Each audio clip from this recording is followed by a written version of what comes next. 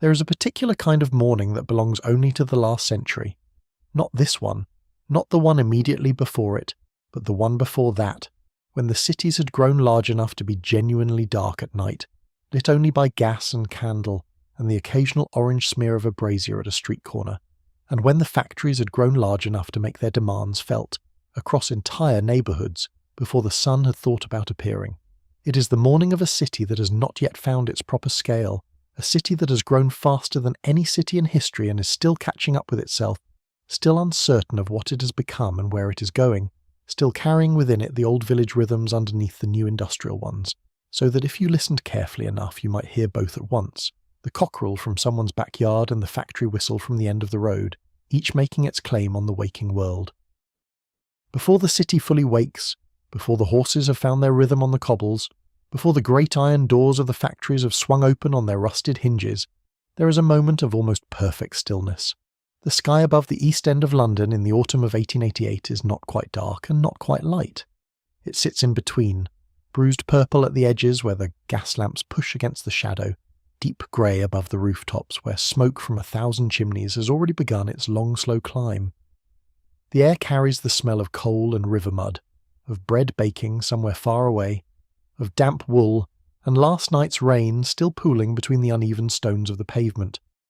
The whole city holds its breath for a moment, suspended between one day and the next, before the first factory whistle cuts through the cold air and the morning begins in earnest. If you were to stand very still at this hour, you might hear before you see the sound of feet on the pavement, soft and quick and purposeful, the sound of girls going to work. They move in small groups and in pairs and alone, shawls pulled tight across their shoulders, boots worn thin at the heel, breath misting in the cold. They are heading east, toward the great factory buildings that line the banks of the Lear, toward the tall brick chimneys and the iron gates, and the smell, that sharp, particular smell that clings to them even now, even this far from the building, even at home on a Sunday morning when they have washed twice and hung their dresses in the cold air. The smell of sulphur, the smell of phosphorus, the smell of matches.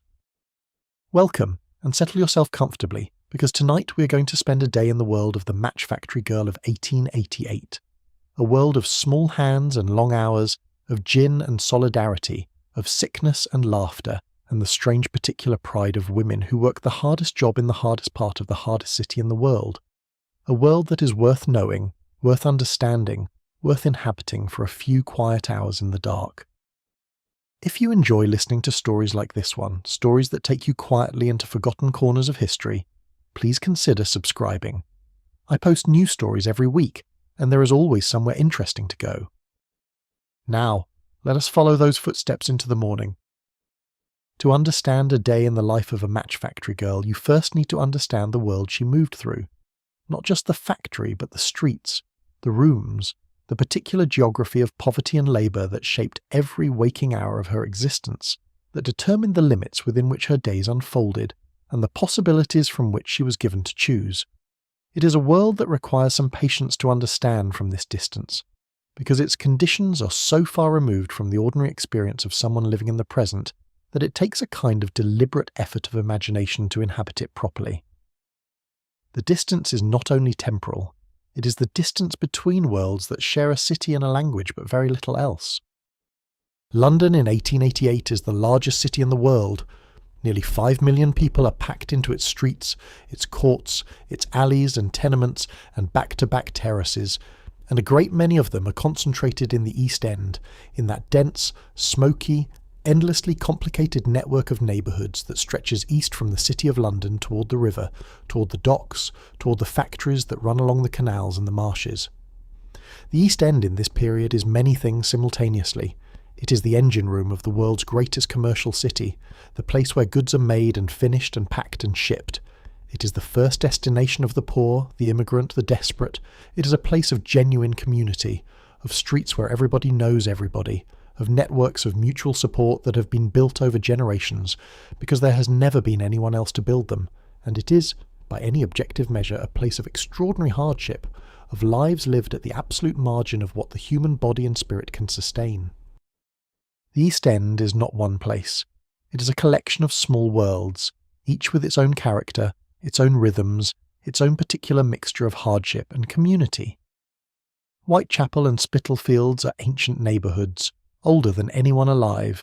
Their streets lay down centuries before the factories arrived, their characters shaped by successive waves of immigration, the French Huguenots in the 17th century, the Irish through the 18th and 19th, and now, in this very autumn of 1888, the Eastern European Jews arriving in large numbers, fleeing the pogroms of Russia and Poland, settling in the streets of Whitechapel, and transforming them with their synagogues and their workshops and their newspapers and their particular vivid culture. Stepney and Poplar and Bow grew up around industry, their terraced streets and corner shops and public houses, all serving the vast workforce that feeds the mills and the matchworks and the rope yards and the dye houses and the sugar refineries and all the other industries that have made the East End what it is. Mile End and Bethnal Green sit between these extremes, neighbourhood by neighbourhood, each one distinct, each one recognisable to anyone who lives there, each one carrying its own history and its own particular relationship to the industrial city surrounding it. The streets themselves are remarkable in their density and their texture.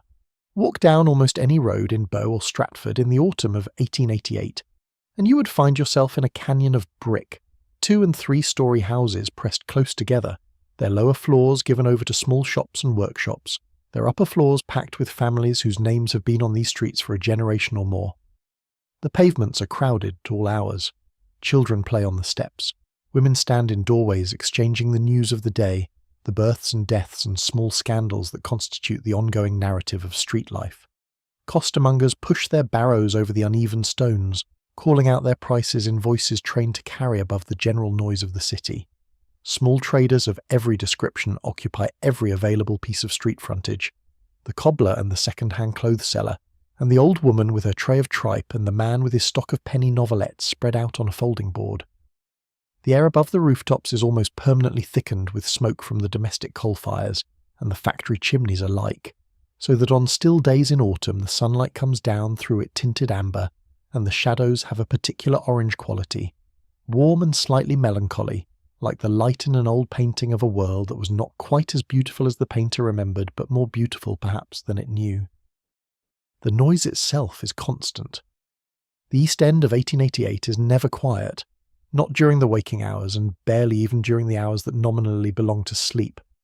Even in the small hours of the morning, when the factories are still and the public houses have finally emptied, there is always something, a baby crying somewhere above, the distant clatter of a cart making an early delivery, the sound of a dog responding to some disturbance no human ear has detected, the low murmur of voices through a thin wall where someone is up early, or up late, or simply cannot sleep.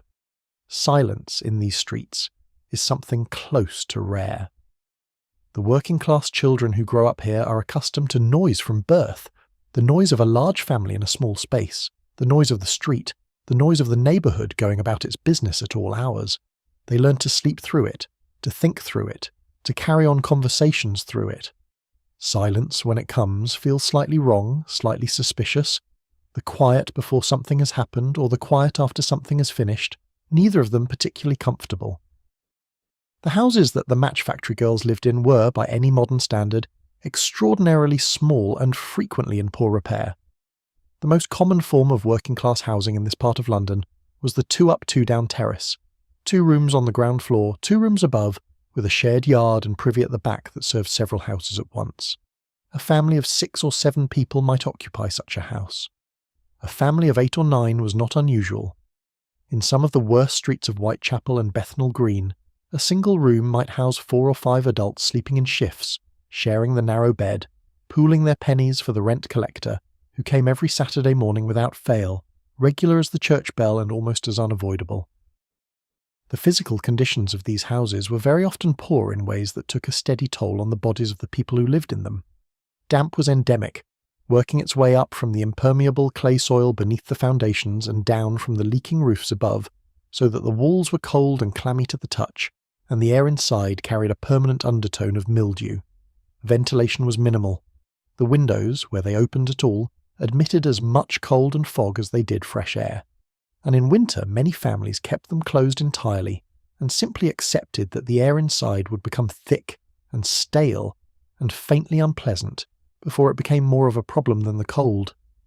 The walls, thin brick or lath and plaster, absorbed the damp of each winter and never quite released it before the next one arrived. The shared privies in the backyards were used by too many people to be kept adequately clean, and the smell from them on hot days in summer reached well into the houses and the yards and constituted one of those background facts of life that everyone accepted and no one considered. The water was collected from standpipes in the yard, shared between several houses and available only at certain hours of the day. You filled your pail when the standpipe ran, and you made it last until the next time. The rent collector was, in the economy of the East End, almost as reliable as the factory clock. He came every week without exception, usually on a Saturday afternoon when the wages from the week's work had just been collected and the household had its best chance of having the money ready. He was not interested in excuses, not because he was an especially hard-hearted man, but because his own position depended on collecting what he was sent to collect, and because there was always another family waiting for the same 2 or 3 rooms if the current occupants could not manage the rent.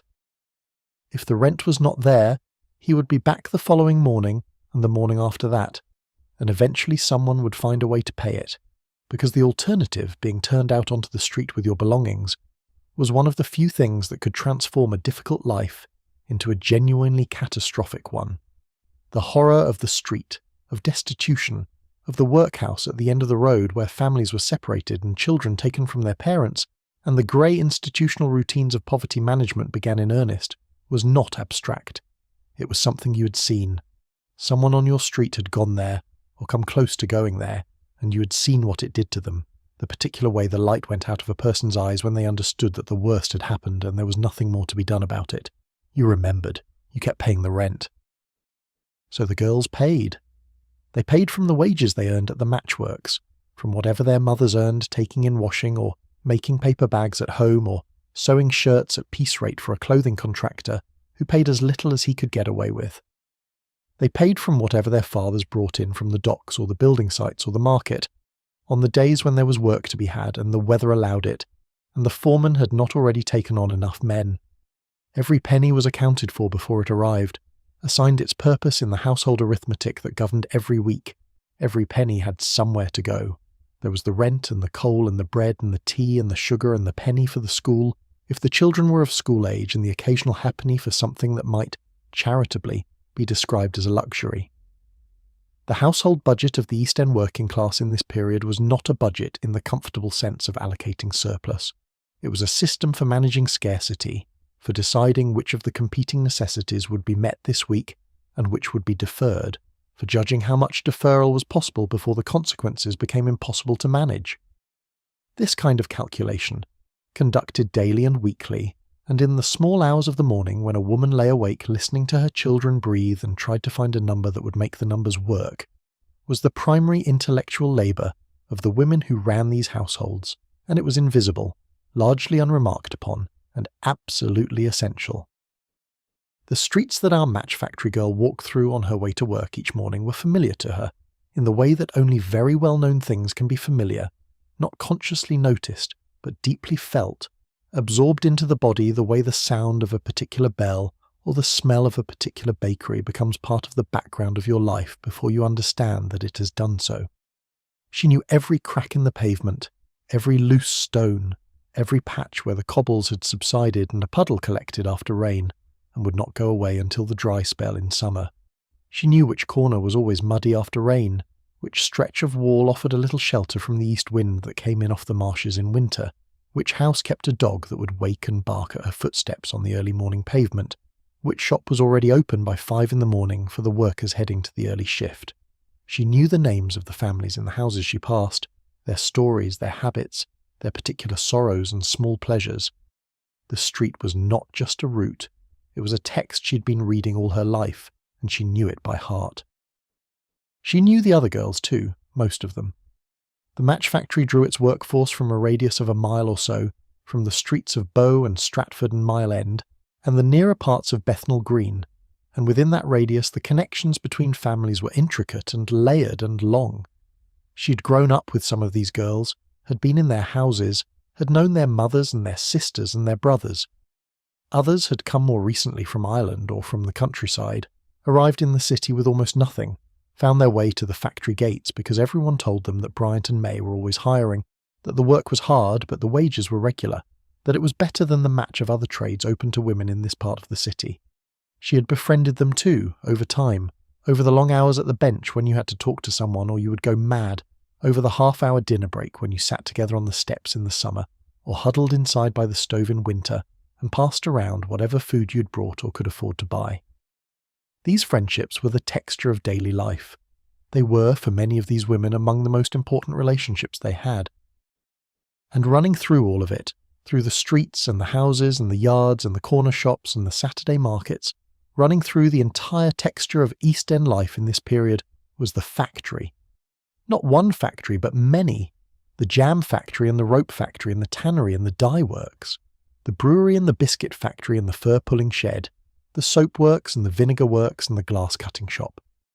Every trade that the industrial city required, every process that turned raw material into finished product, was represented somewhere in the tight geography of the East End, and the women and girls who lived there provided the labour that kept these places running. They were the hands of the industrial city, invisible and essential, and among them all, most famous, most discussed, most notorious in the newspapers of this particular year, was the match factory. Bryant and May's match factory stood in Bow, on Fairfield Road, a substantial Victorian industrial building of brick and iron and glass, with its gates and its tall chimneys and its smell that you could detect on certain days from streets away. It was not the only match factory in London, not even the only one in the East End, but it was the largest and the most well-known, a significant employer, a significant presence in the neighbourhood, and in the autumn of 1888, a significant piece of news. The match factory had been news all summer. It had been in the newspapers, discussed in drawing rooms and church halls and political meetings, far removed from the streets of Bow, because something had happened there in the summer that would echo for years, that would change the history of labour in ways that no one entirely anticipated, and that the women who made it happen had no particular reason to expect. But we're getting ahead of ourselves. We are still in the early morning, the gates are still closed, the day has not yet begun. The knocker-up came before light. This was, in the world of the East End working class, so ordinary a fact that it barely registered as a fact at all.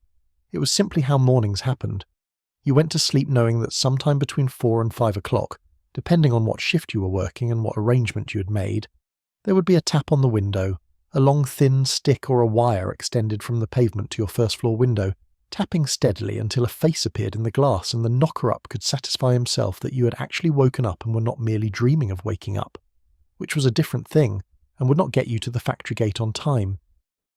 The knocker-up was a working man or woman himself, usually old, usually someone who had found a way to convert their own inability to sleep past 3 in the morning into a small but reliable source of income. They moved through the pre-dawn streets with their long poles, stopping at each house on their list, counting the taps, waiting for the window, moving on.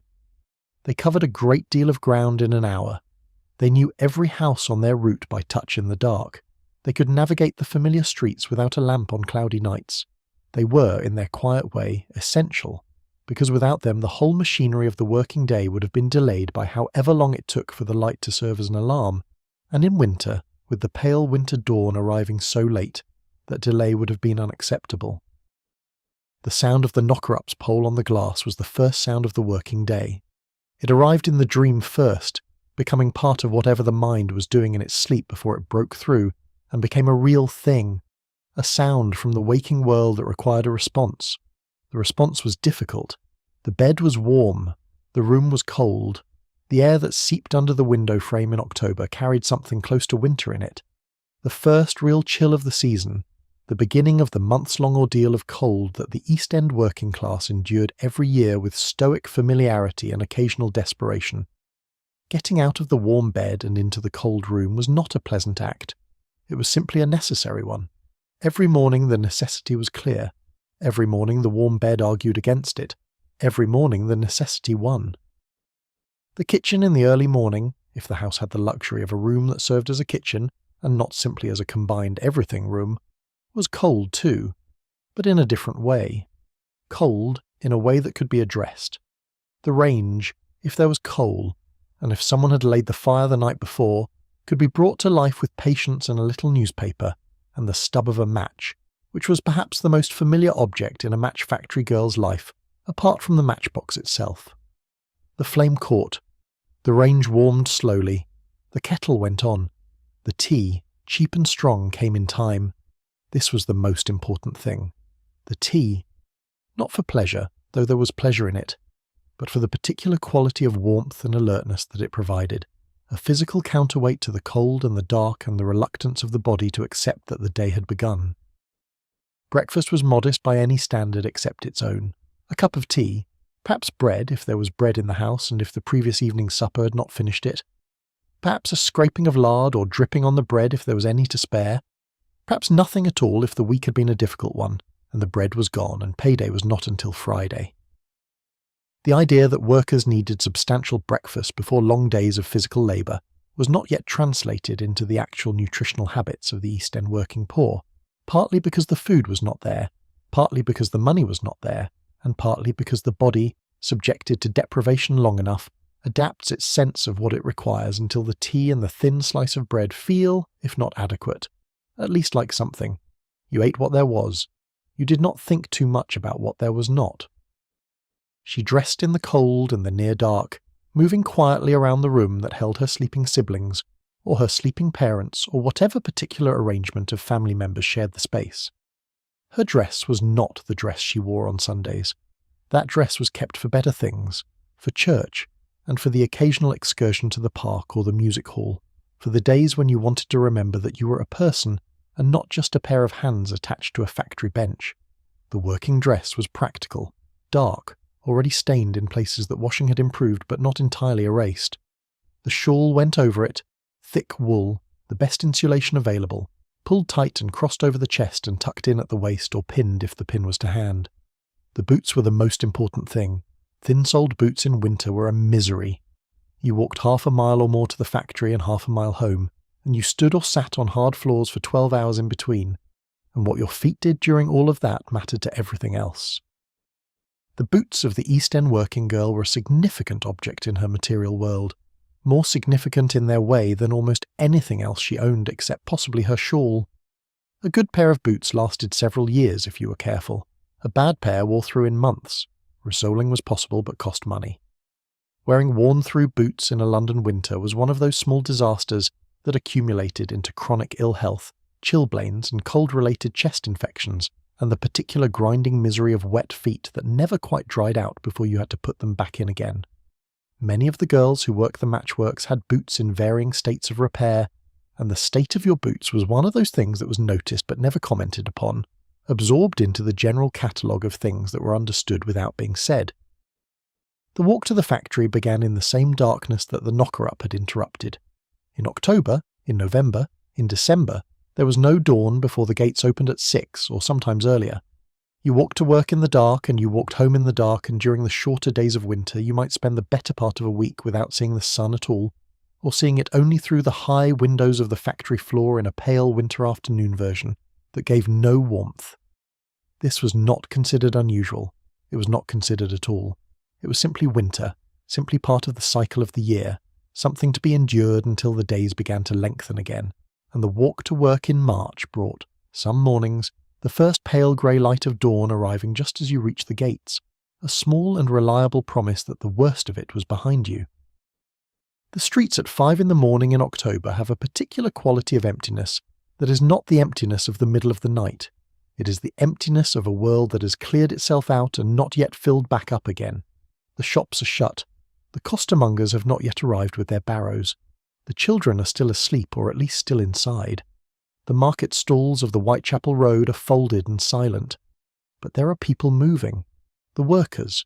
From every street, from every court and alley, in ones and twos and small chattering groups, they are converging on the road that leads to the factory.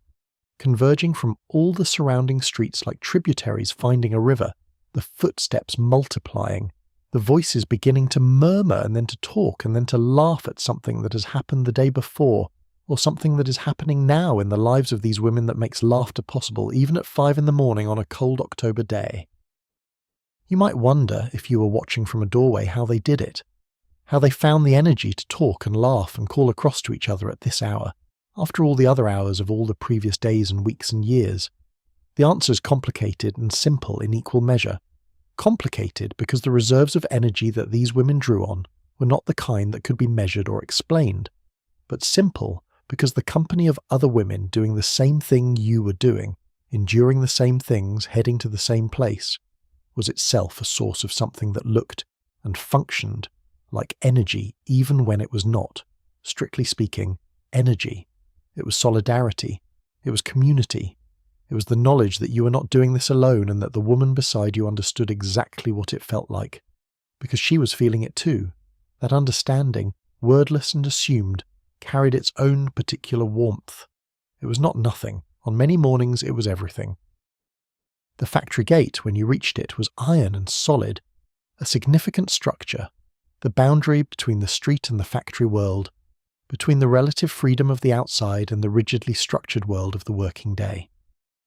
In the dark of the early morning, with the gas lamps throwing their yellow light over the cobblestones of Fairfield Road, the gate had a particular weight about it, a finality. You passed through it, and the day began in earnest. There was a gatekeeper, a man whose job it was to note the arrival times of the workers, to mark down who was late and by how many minutes, because lateness was a finable offence, and the management of Bryant and May was very particular about fines, very particular about the many small ways in which the wages of the workers might be reduced before they reached the hands of the workers themselves. The gatekeeper had a notebook. He used it. Beyond the gate was the factory yard, a cobbled space of some considerable size, surrounded on several sides by the long, low buildings of the works. In the early morning this yard was full of the sound and movement of arrival, of the last workers hurrying in before the minute hand reached its position, of women calling to each other, of the clatter of boots on cobbles, of doors opening and closing. Above everything, always, the smell. Even in the cold morning air, the smell of phosphorus was present, had permeated the very bricks of the buildings and the stones of the yard, so that it was not merely a smell one encountered on entering the factory, but a smell that declared the nature of this place from a distance and followed those who worked here wherever they went. The girls had long since stopped noticing it. It was simply what their world smelled like. And then the bell rang and the working day began. The room was long and low and lit by windows that ran along both the upper walls, admitting a grey and even light that was, in its way, better than the gas lamps that supplemented it on dark mornings and dark afternoons in the shorter months. The benches ran in parallel lines down the length of the room, 12 or 15 women to each bench, each woman occupying her own particular stretch of the surface with her own particular arrangement of boxes and frames and the materials of the trade. The smell was immediately and overwhelmingly present inside the factory walls, in a way that the outside air merely suggested, rich and chemical and particular to this place and no other. The smell of white phosphorus oxidizing in the air, the smell of the dipping process by which the match heads were made, a smell that got into the hair and the clothes and the skin, and did not wash out entirely between shifts. The process of making matches in 1888 was largely a manual one, despite the industrial scale at which it was conducted. The machinery existed, had been improving steadily over the decades since the industry began, but much of the fine work, the work that required accuracy and care, was still done by human hands. The women and girls who worked the matchworks were not supplementing a machine. They were, in many cases, the machine, or the more skilled and precise part of it, the part that the machinery could not yet fully replace. Let us follow the match from its beginning. Wood arrived at the factory in large quantities, most of it aspen or poplar, wood that was soft and straight-grained and split cleanly, wood chosen for its willingness to be reduced to the thin splints that form the bodies of the matches. The wood was first cut into long planks, then the planks were reduced to the characteristic rectangular cross-section of the match splint. Then these were cut to length, producing the small wooden sticks that would eventually become the match itself. These operations were largely mechanical, handled by the cutting machines in the earlier parts of the factory floor, the loud iron mechanisms that defined the soundscape of the works and whose noise was present throughout the working day as a constant percussion under everything else. The splints then moved to the dipping frames, and here the character of the work changed from mechanical to manual, from the province of the machine to the province of the woman at the bench. A dipping frame was a wooden structure that held a large number of match splints upright in rows, their heads all pointing in the same direction, ready to be dipped into the phosphorus compound that would become the igniting head of the match.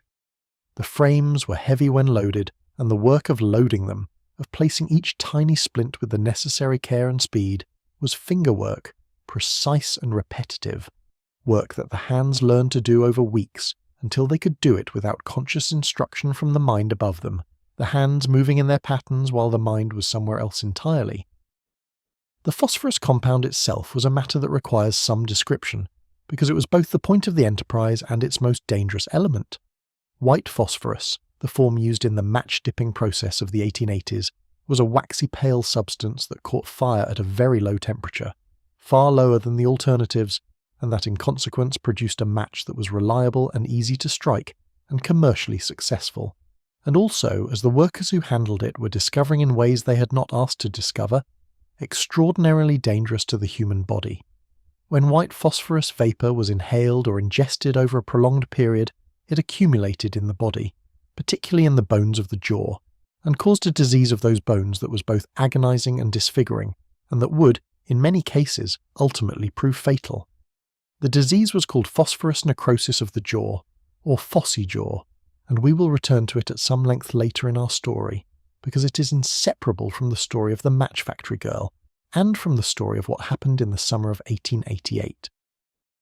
But for now, in the early morning of our particular October day, the work proceeds. The frames are loaded. The loaded frames are carried carefully to the dipping vats, large shallow containers of the phosphorus compound kept liquid by heating, and the frames are dipped, end first, into the compound so that the heads of the matches make contact with it and emerge coated with the material that will become the striking head. The frames are then carried to the drying racks, where they stand while the compound sets and hardens in the warm air above the factory stoves, and then the matches are ready for the next stage. The next stage was boxing, and it was here that the greatest concentration of female labour was to be found. Boxes arrived at the benches in their hundreds, small rectangular cardboard constructions in two parts, the tray and the sleeve, each printed with the Bryant and May name and whatever particular label or design had been chosen for that product. The boxes had to be filled, and they had to be filled to the exact count. A definite number of matches in each box, no more and no fewer, counted by eye and by touch, with a speed that the initiated could achieve in a few seconds per box.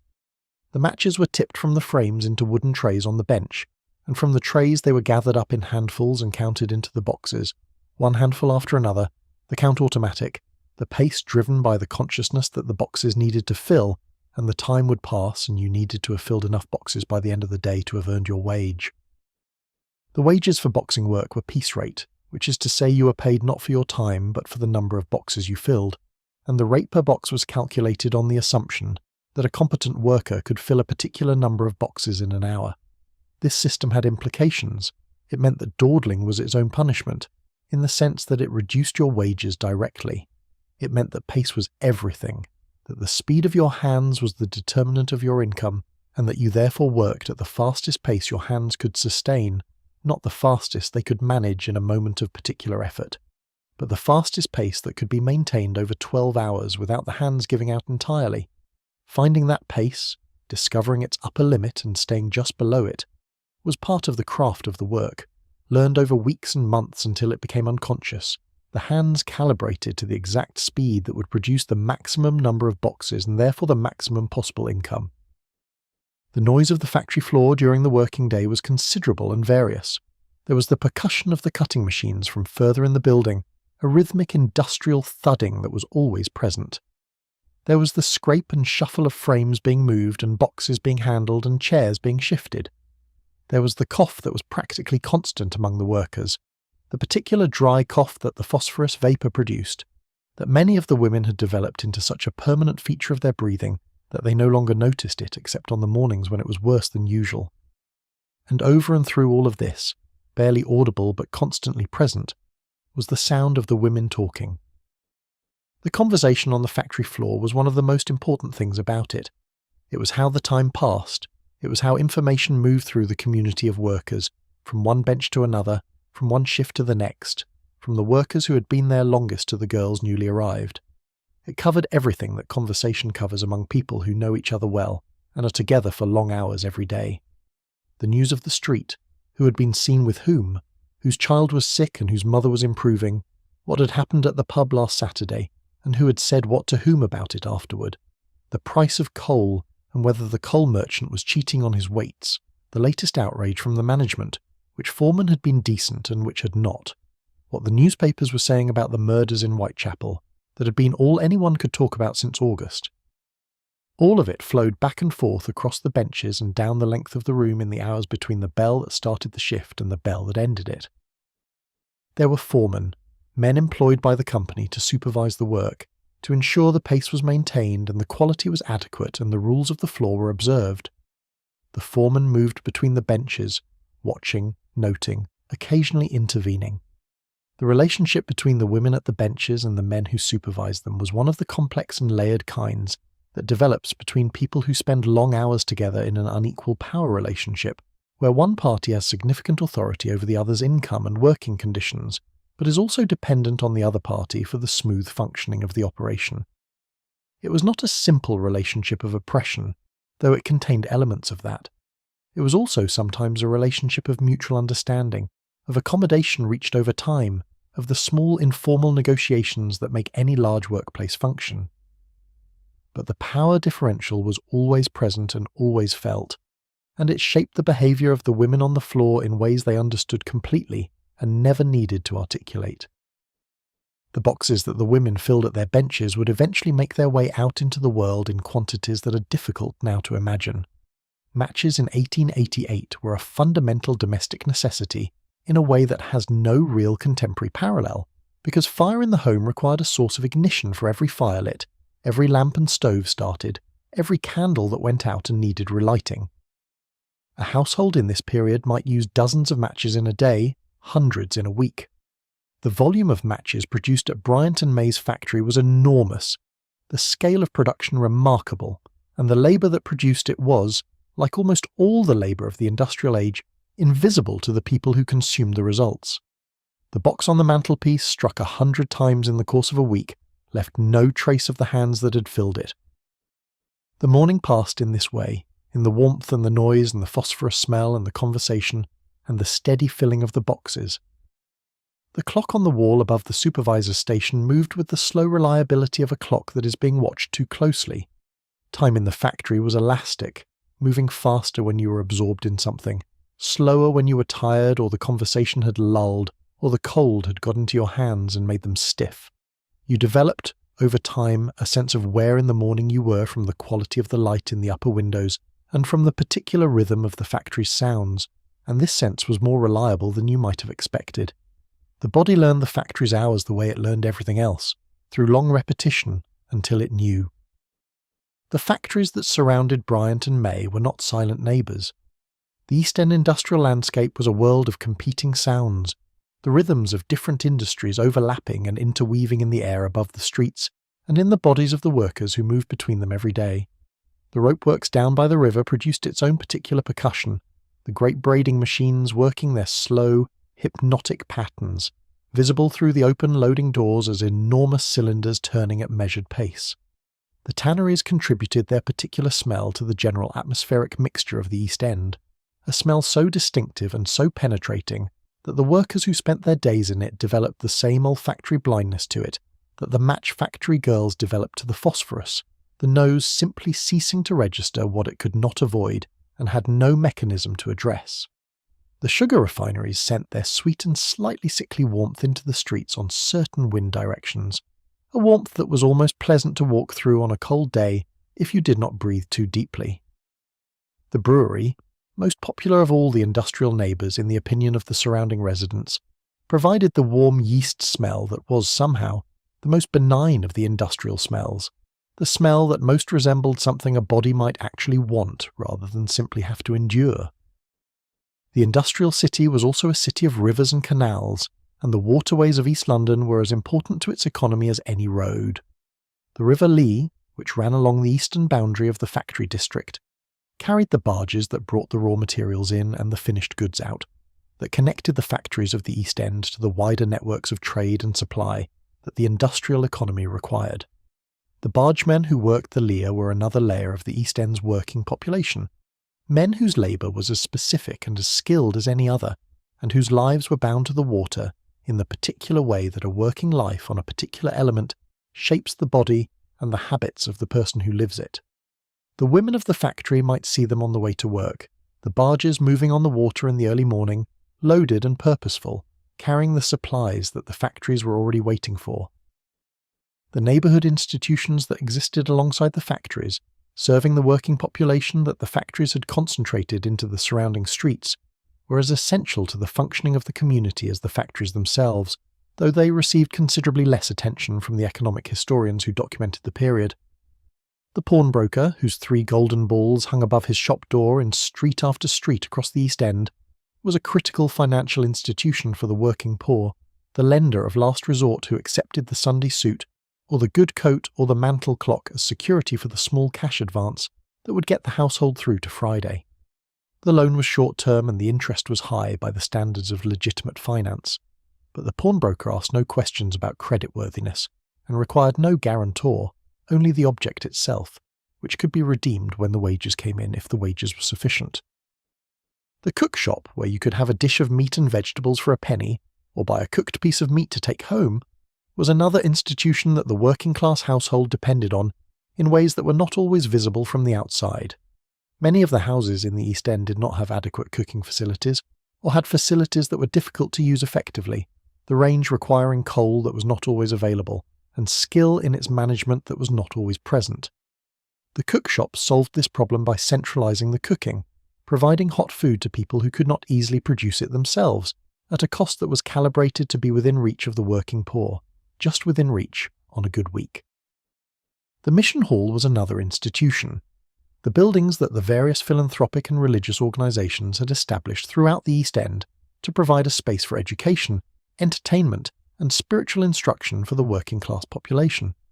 They varied enormously in character and quality, from the austere evangelical establishments that provided the Bible and very little else, to the more progressive institutions that ran reading rooms and educational classes and lectures and various programs designed to enrich the lives of the people who attended them. The match factory girls who found their way to these places on the evenings when the domestic work was done and the energy for something beyond the immediate was available, found in them a different kind of institution from the factory, one that was at least theoretically oriented toward their well-being rather than their productivity. And this difference was felt, however imperfectly the institutions managed to live up to it. At 8:30 in the morning or thereabouts, depending on which room you worked in, and what the current arrangement was between the factory management and the unwritten customs of the floor, there was a break, not a long one, 20 minutes perhaps, or 30 if the foreman was in a good humour, or if there had been a recent agreement about the length of breaks that had not yet been officially rescinded. But 20 minutes was enough. 20 minutes was a small but genuine interruption in the long mechanical rhythm of the working day. A pause in the machinery, a moment in which the hands could stop moving and the back could straighten, and the eyes could close for a few seconds and the mind could, briefly, be somewhere else. The girls gathered in clusters wherever there was space. In summer they might go out into the factory yard, sitting on the steps or leaning against the warm brickwork, turning their faces up to whatever sun was available. In October they stayed inside, clustering near the stoves, holding their hands toward the heat with the particular pleasure of hands that have been cold and are now not cold, a pleasure that, like many of the pleasures available in this world, consisted largely of the removal of a discomfort rather than the introduction of a new delight. Tea arrived in tin cans that various women had brought from home, or bought from the woman who came around with the tea tin, sold at a halfpenny a cup, cheap enough to be within reach of most but not so cheap that it was taken for granted. The break was when the real conversation of the day happened. Not the running stream of talk that flowed across the benches during work, which was continuous but never quite fully attended to, always conducted with half a mind on the box in the hands, but the more concentrated kind, the talk that required you to put the box down and look at the person you were talking to, and give your actual attention to what was being said. Grievances were aired, plans were made, the news of the morning was fully processed. Someone had had a conversation with a foreman about the latest round of fines and was reporting it in detail. Someone else had heard something about the wages that the girls in the rope factory were getting, and it was causing a great deal of discussion. A third woman had news from home, from the street, that needed to be shared and considered and responded to. The social world of the match factory was, in many respects, more sophisticated and more fully articulated than the social world of the street, because the bench created a particular kind of intimacy, the intimacy of long hours spent together in a fixed space, doing repetitive work, with nothing to do between the hands and the boxes but talk and listen and think. You knew the women at your bench in a way you did not know your neighbours, or even, in some respects, your family. You knew how they responded to difficulty and how they responded to good news. You knew which one would make you laugh when the afternoon was longest, and which one would go quiet when something was wrong and needed to be left alone, and which one would pick a fight if she was tired, or if she had not eaten enough and you learned to navigate around her on those days. You knew all of this not because you had sought the knowledge, but because proximity and time had given it to you whether you wanted it or not, as proximity and time always do. The women who worked the matchworks came from various parts of the city and various parts of the world, and the bench was a place where these various backgrounds met and were, to a greater or lesser extent, absorbed into the common identity of the factory worker. There were girls from the streets immediately surrounding the factory, bow girls who had grown up within sight of the chimneys, who spoke the particular variant of East London speech that carried its own music and its own vocabulary. There were Irish women and girls, some of them first-generation arrivals, some of them second or third generation, the granddaughters of the famine emigrants who had come to East London with nothing in the 1840s and had stayed because there was nowhere else to go, building in subsequent generations the Irish communities of Whitechapel and Poplar that were by now so established as to be essentially indigenous. There were women from the countryside of England, from Suffolk and Essex and Kent, who had followed the railway lines to the city in search of wages that the agricultural economy could not provide, and who had found the city a different and more challenging proposition than they had imagined, and who had found their way to the factory gates the way that all the others had, because the factory was always hiring. The Irish women deserved particular attention because they were a significant presence in the match factory's workforce, and because their position in the social world of the factory floor was interesting and complicated. They had been in East London long enough, most of them, to be thoroughly at home in it, to have absorbed the rhythms of East London working-class life, and to have contributed significantly to shaping them.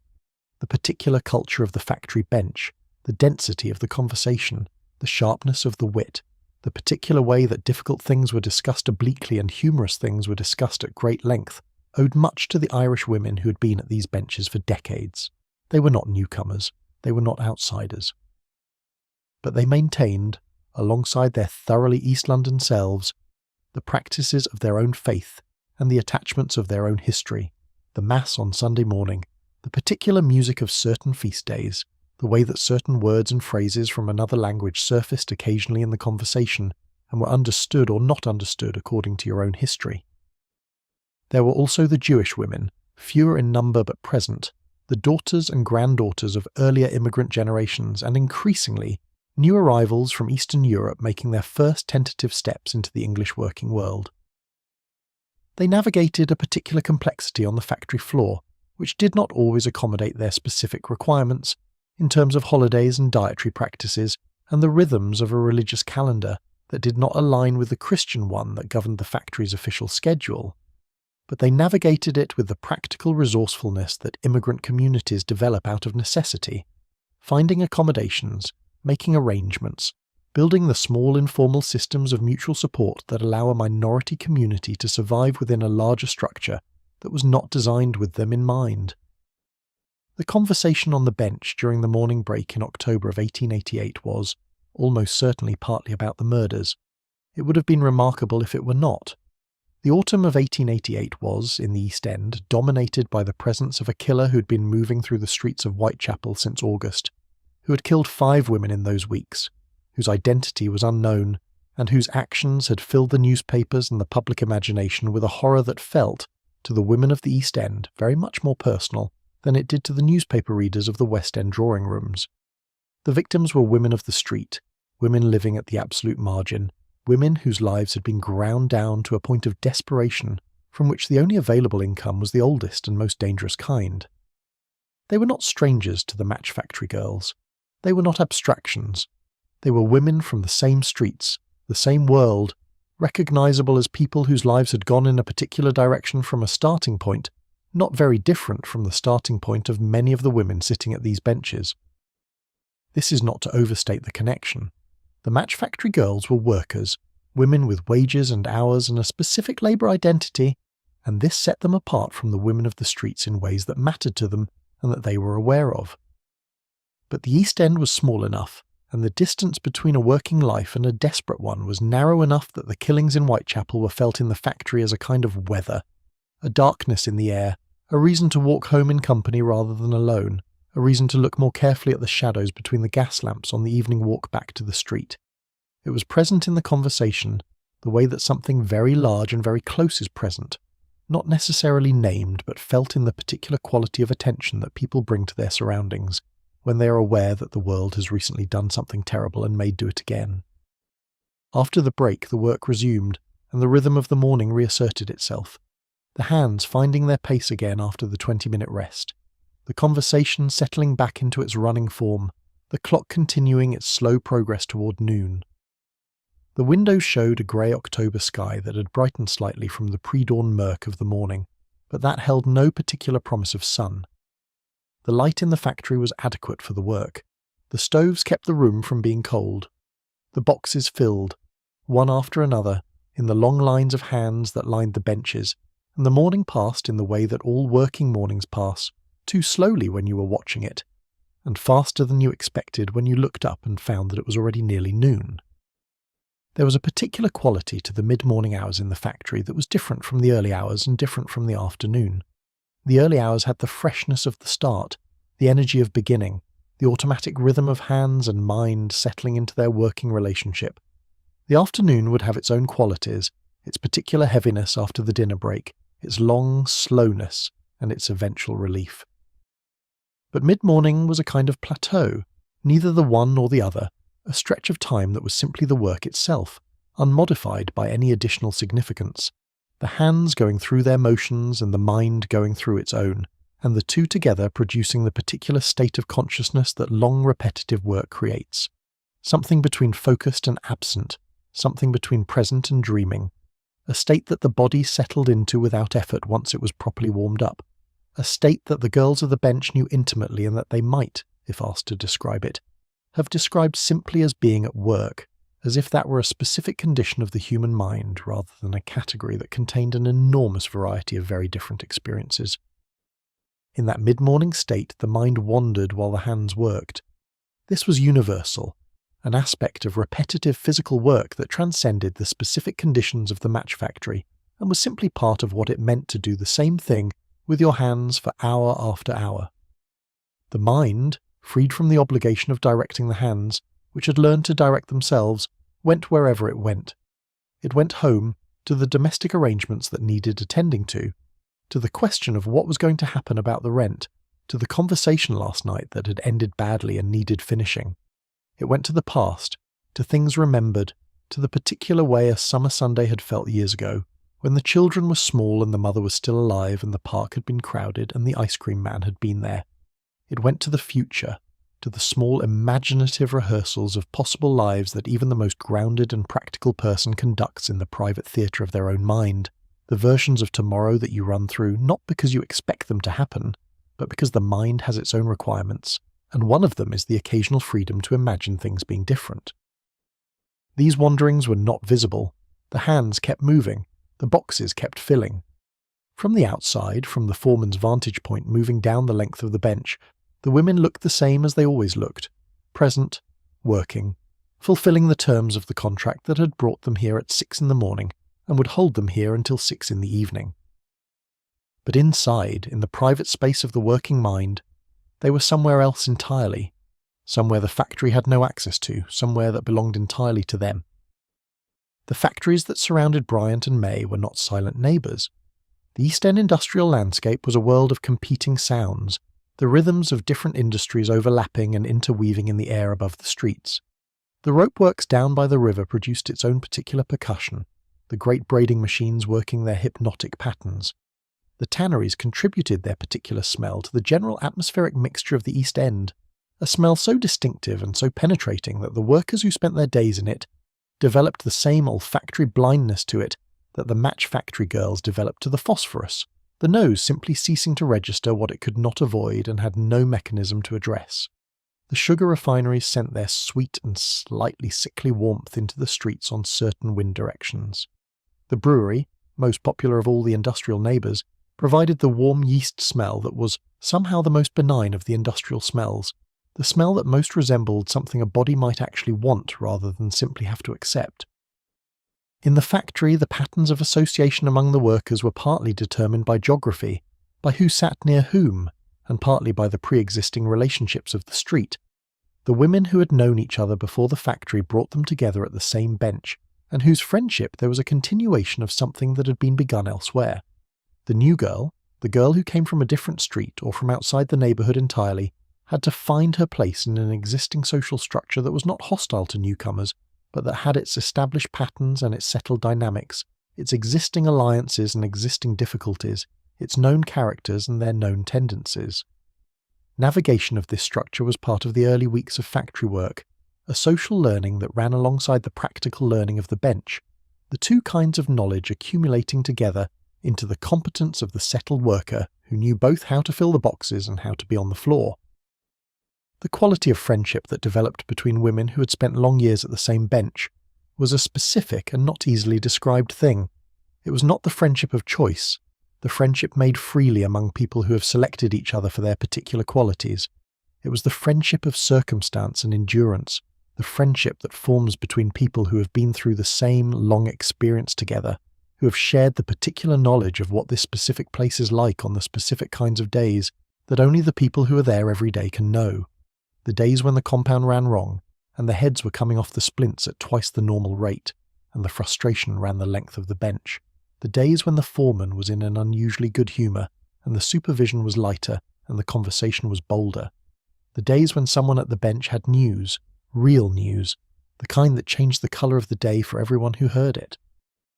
The wages at Bryant and May in 1888 were not good.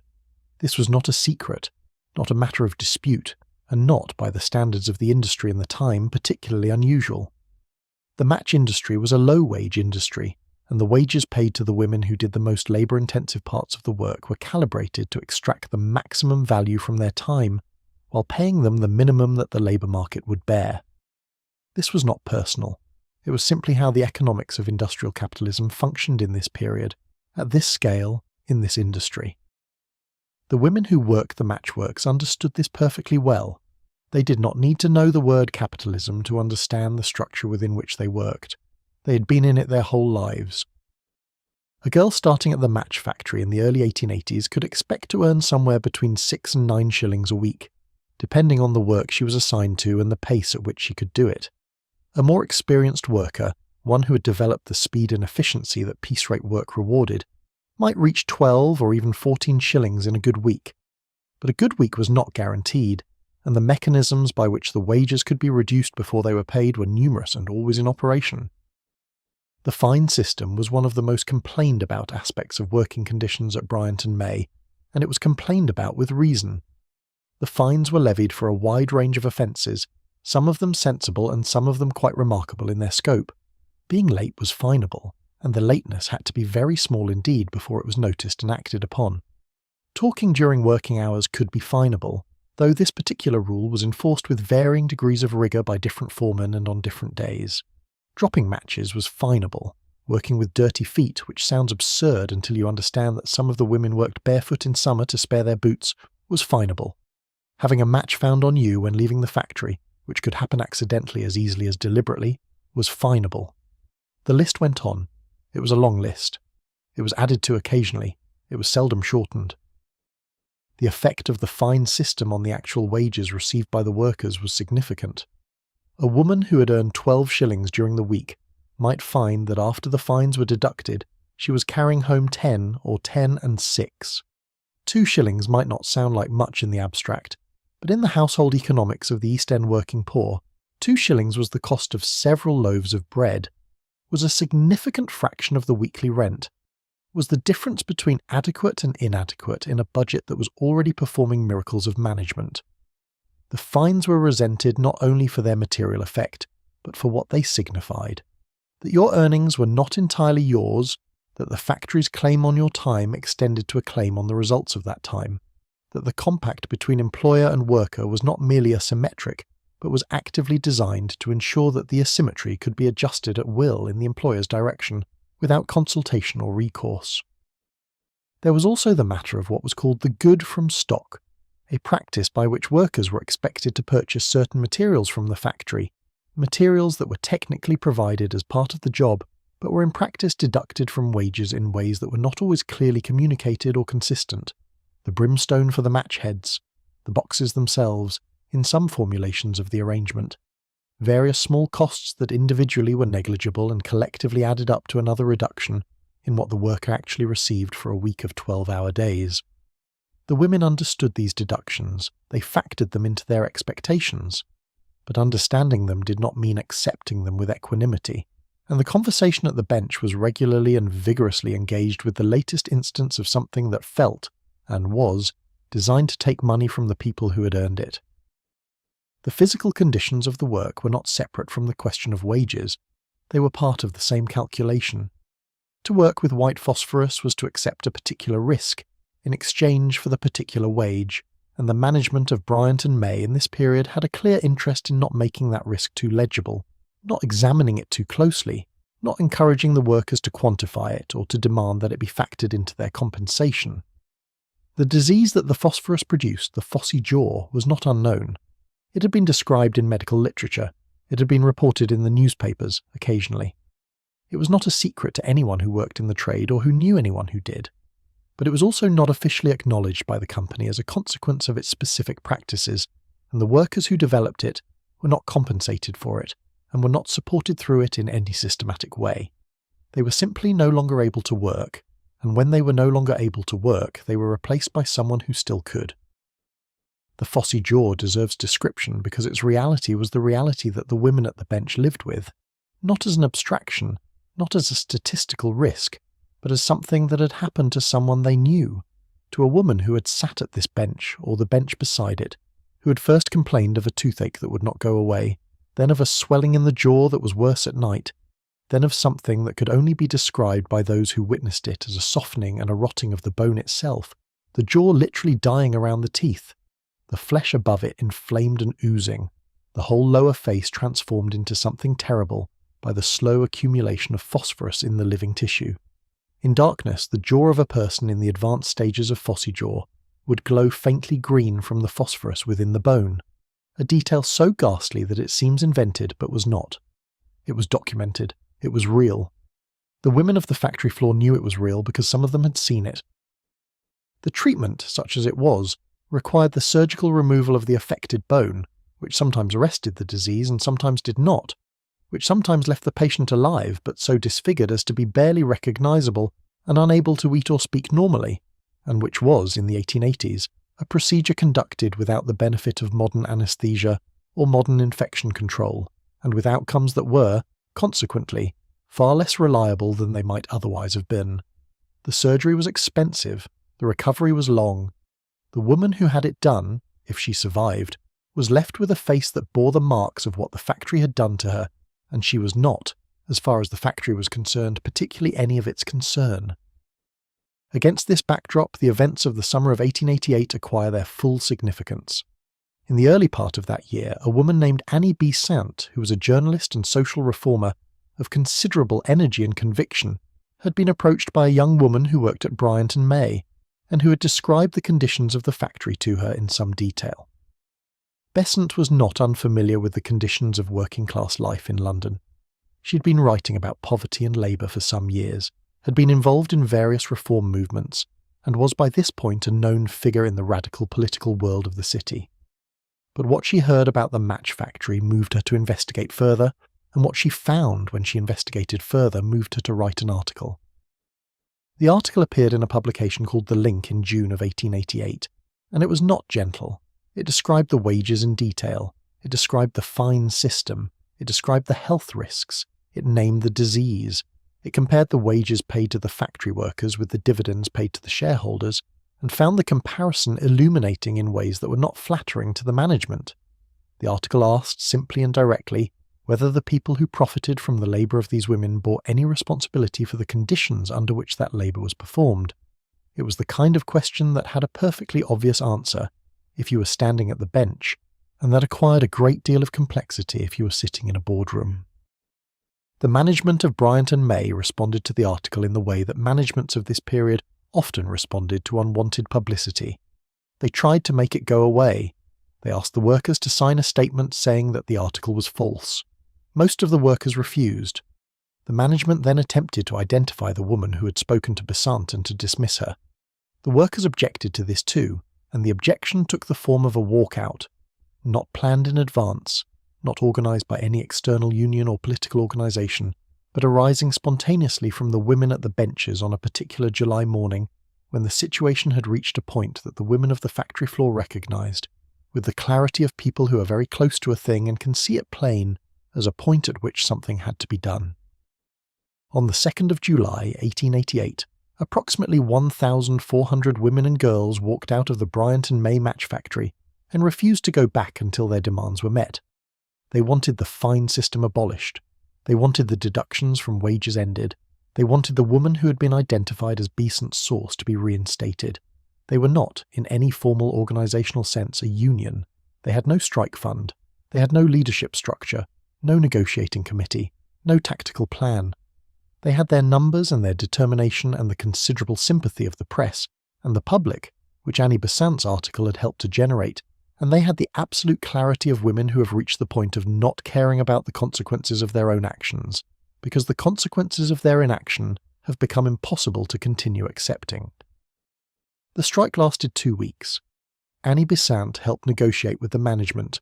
Public sympathy, which had been aroused by her article and was further aroused by the sight of young women and girls marching through the streets of East London in their working clothes, proved to be a force that the management had not fully anticipated.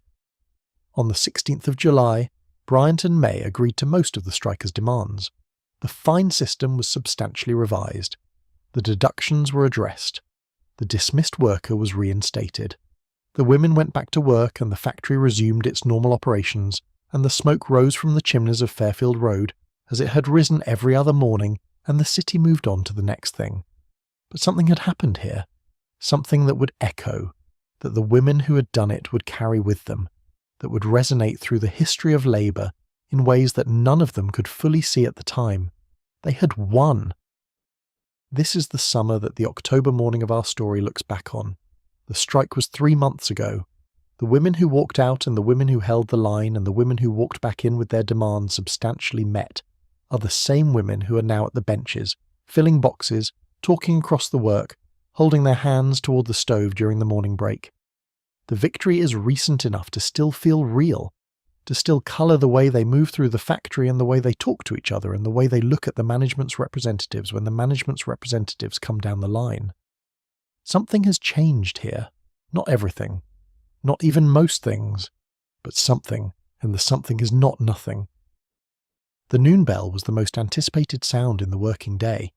Not the end of shift bell, which was the most longed for, but the most anticipated, because the end of shift bell was still 6 hours away, and anticipating something that far distant was a kind of torture, whereas the noon bell was always only a few hours away, moving toward you through the morning at the same reliable pace as everything else, growing gradually closer in a way that the body tracked even when the mind was occupied elsewhere.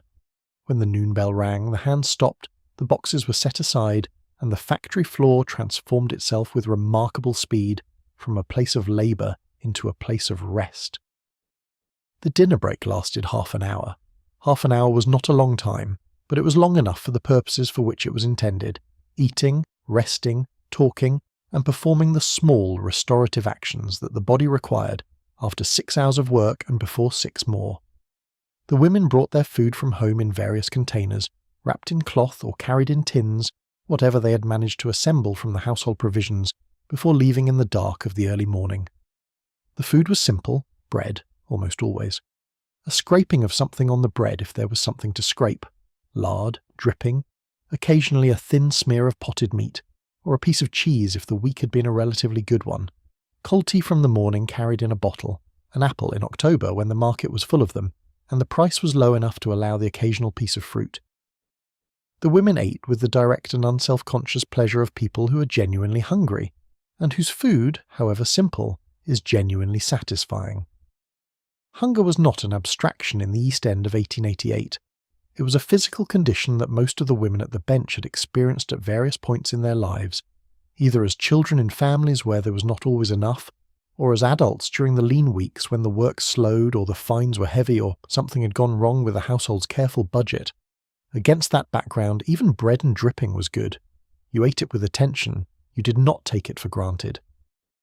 The conversation during dinner was different from the conversation of the working hours. It had a different texture, more settled, more expansive, less driven by the need to fill time while the hands worked. People talked with their whole attention, looked at each other properly, sat with their backs against the wall or the bench and their feet out in front of them, in the attitude of people who are, for a few minutes, genuinely at rest. The talk ranged widely. It went to things that the compressed conversation of the working hours could not accommodate. Longer stories, more complicated situations, the kind of thing that required setup and context, and therefore required an audience that was not simultaneously counting matches into boxes. Marriages were discussed at length and with considerable candour. The match factory girl of 1888 was, many of her, at or approaching the age at which marriage was the expected next step in the trajectory of her life, the step that would transform her from a daughter and a factory worker into a wife and eventually a mother, shifting her labour from the factory floor to the domestic sphere in a transition that was in theory straightforward and in practice anything but. Marriage in this world was not primarily a romantic institution, though romance was present and valued and not to be entirely discounted. It was primarily an economic arrangement, a pooling of resources and labour, a calculation about whether two people together could manage better than they could separately. It was assessed in practical terms. Could he hold down work? Could he be trusted with the wages on a Friday? Did he drink more than was manageable? Was he the kind of man who used his hands for things they should not be used for? These were the questions. Romantic feeling was real, but it operated within a framework that was fundamentally economic, because in a world where your survival depended on the management of very limited resources, the management of very limited resources was always the primary concern. The gin culture of the East End was a subject that always generated strong opinions among the women on the bench, because it touched directly on the question of the man who drank too much and what this meant for the family he was theoretically providing for. Gin was cheap and omnipresent in this part of London. The public house on the corner was open early and late, always warm, always full, always ready to take whatever portion of the weekly wages a man was willing to surrender to it. For some men this was a modest portion, a few pence a week, a reasonable recreation in a life that contained few others.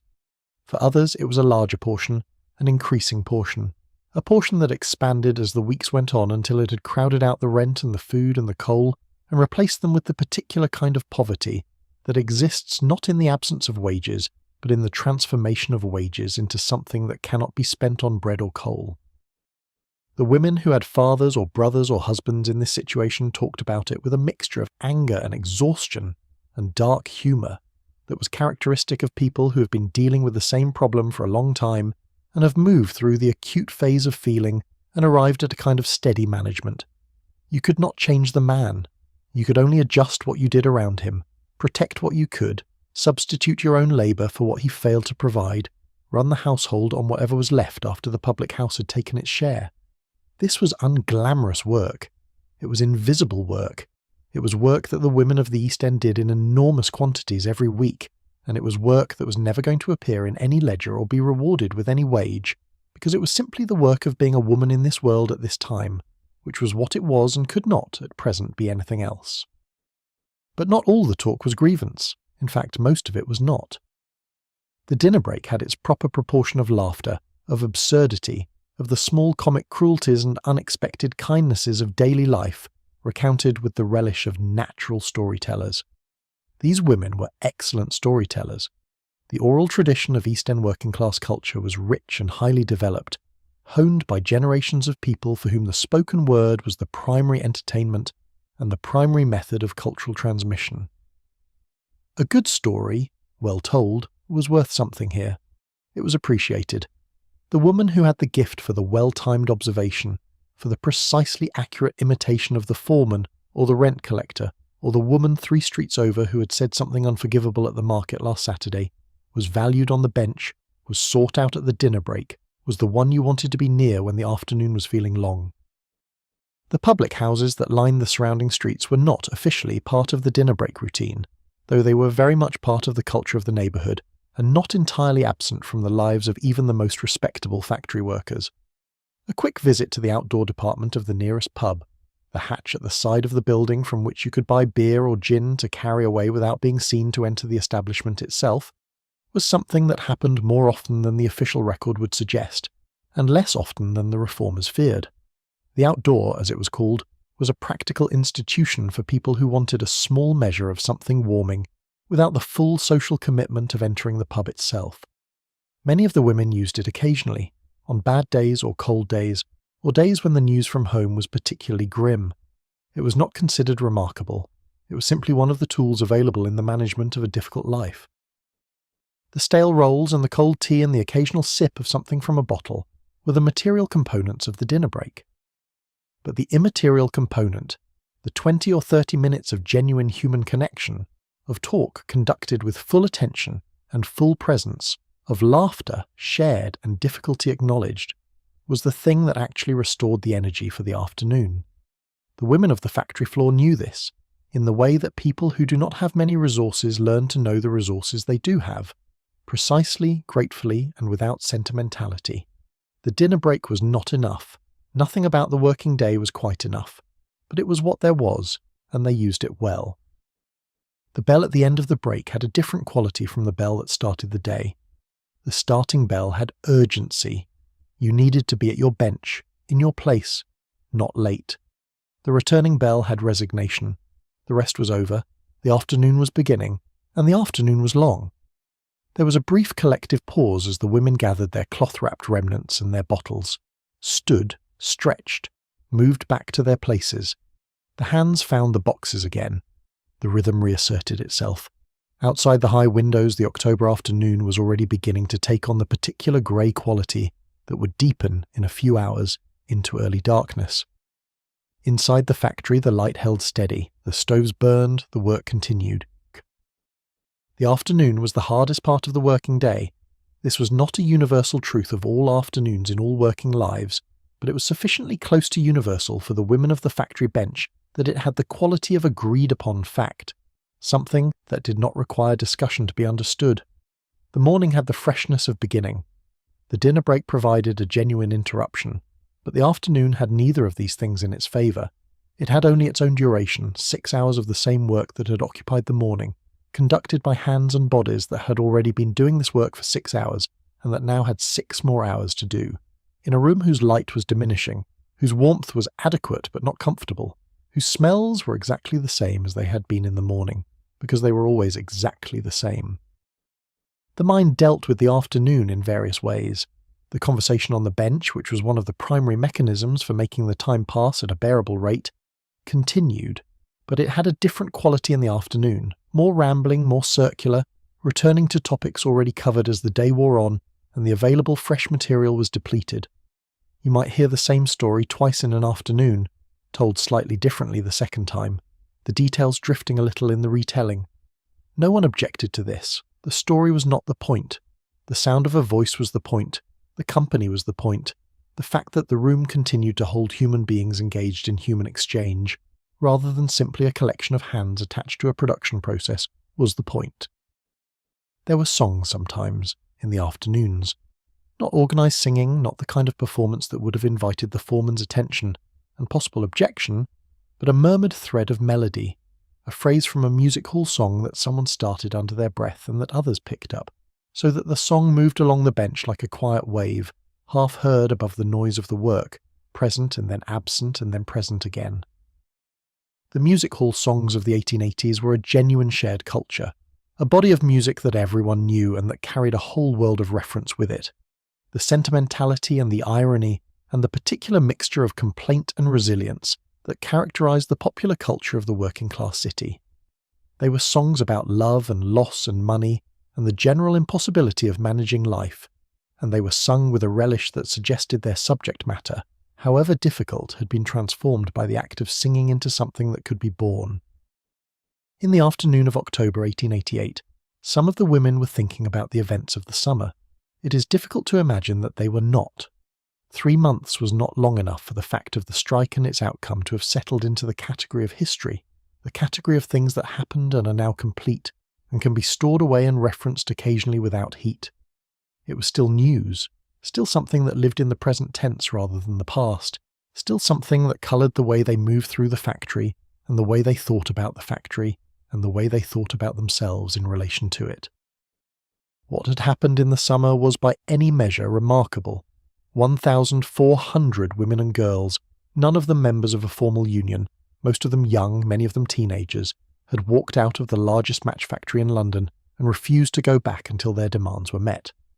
They had marched in the streets, they had held meetings, they had attracted the support of the press and the public in quantities that the management had not anticipated and that the workers themselves had perhaps not expected, and they had won. Not everything, not perfectly, but substantially. The fine system had been significantly revised. The deductions had been addressed.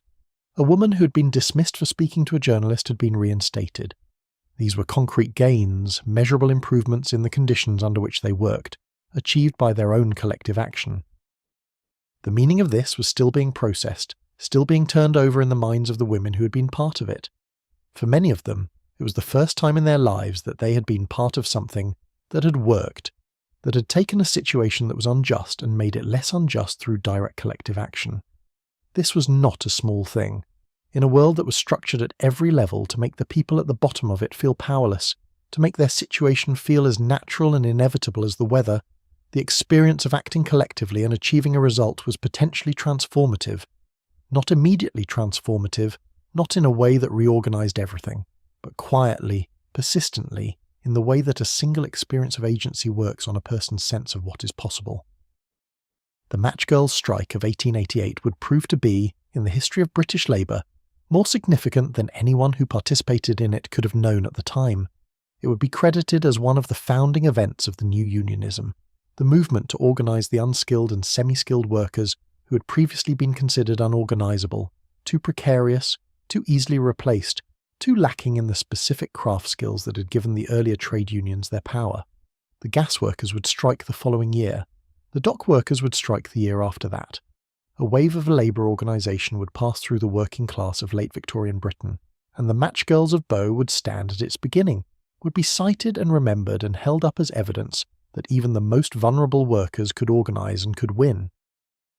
But in October of 1888, none of this had happened yet. The future was as dark as the October afternoon. What was real was the present.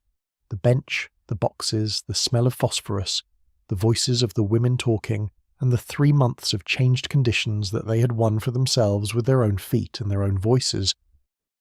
The foreman moved down the length of the bench in the early afternoon, as he always did, checking the count, noting the pace, making the adjustments and observations that his position required him to make. The women watched him with the particular sideways attention of people who have learned to track the movements of authority without appearing to do so, who know that the ability to read the foreman's mood accurately is a practical skill with practical consequences. He was in a moderate humour today. Not bad, not particularly good. The kind of neutral professional mood that characterised most days for most people who did this kind of work, neither an obstacle nor a comfort, simply a presence to be navigated around. The afternoon passed through its stages like all afternoons in all factories in all the industrial cities of the world at this time, slowly in the early part, slightly faster once the midpoint had been reached, and the psychological balance shifted from the majority still ahead to the majority now behind, and then with a peculiar dragging quality in the last hour that was perhaps the most difficult stretch of the working day, the hour in which the end was close enough to anticipate but far enough away to feel impossibly distant. The women of the bench knew this hour well. They had strategies for it. You set yourself small targets. This many boxes before I let myself look at the clock again. You told yourself a story that had enough internal interest to carry you forward. You talked about something complicated enough to require full attention, and therefore consume the minutes more effectively than simple topics did. You watched the light change in the high windows, the grey October afternoon deepening toward the grey of early evening, and you measured the distance between where you were and where the bell would find you, and you kept going. Outside the factory walls, the streets of Bow were conducting their own afternoon business. The market stalls were doing their best trade of the day, as the women who did not work factory hours came out to buy what the household needed for the evening meal. The children were coming home from school in untidy groups, stopping to look at things in shop windows, delaying the return home with the automatic delay of children who know that the transition from school to homework is best postponed for as long as possible. The gas lamps were beginning to be lit in the earlier darkening streets, the lamplighter moving along his route with his long pole, the small orange flames appearing one by one as he passed. The city was beginning its transition from the afternoon version of itself to the evening version, and within the factory walls the women at the benches felt this transition in the quality of the light that came through the high windows, though they could not see the lamps or the lamplighter or the children or the market stalls. They could only see the light changing, and they knew what it meant. It meant the end was coming, slowly, still, but coming. The life of the match factory girl was not only the factory. It is important to say this. To resist the temptation to reduce a whole human life to its most legible and documentary element, the labour record that the factory maintained, the wage that was paid and noted.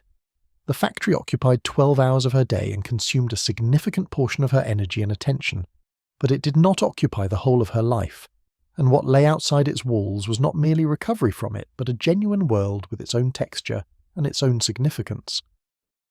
The streets of Bow and the surrounding neighbourhoods in the 1880s had a social life that was rich, various, and in many respects genuinely pleasurable, conducted in the face of material hardship, with a vitality that was not the forced cheerfulness of people who have no choice but to make the best of it, but the genuine culture of a community that had found ways to enjoy its own life within the constraints it was given.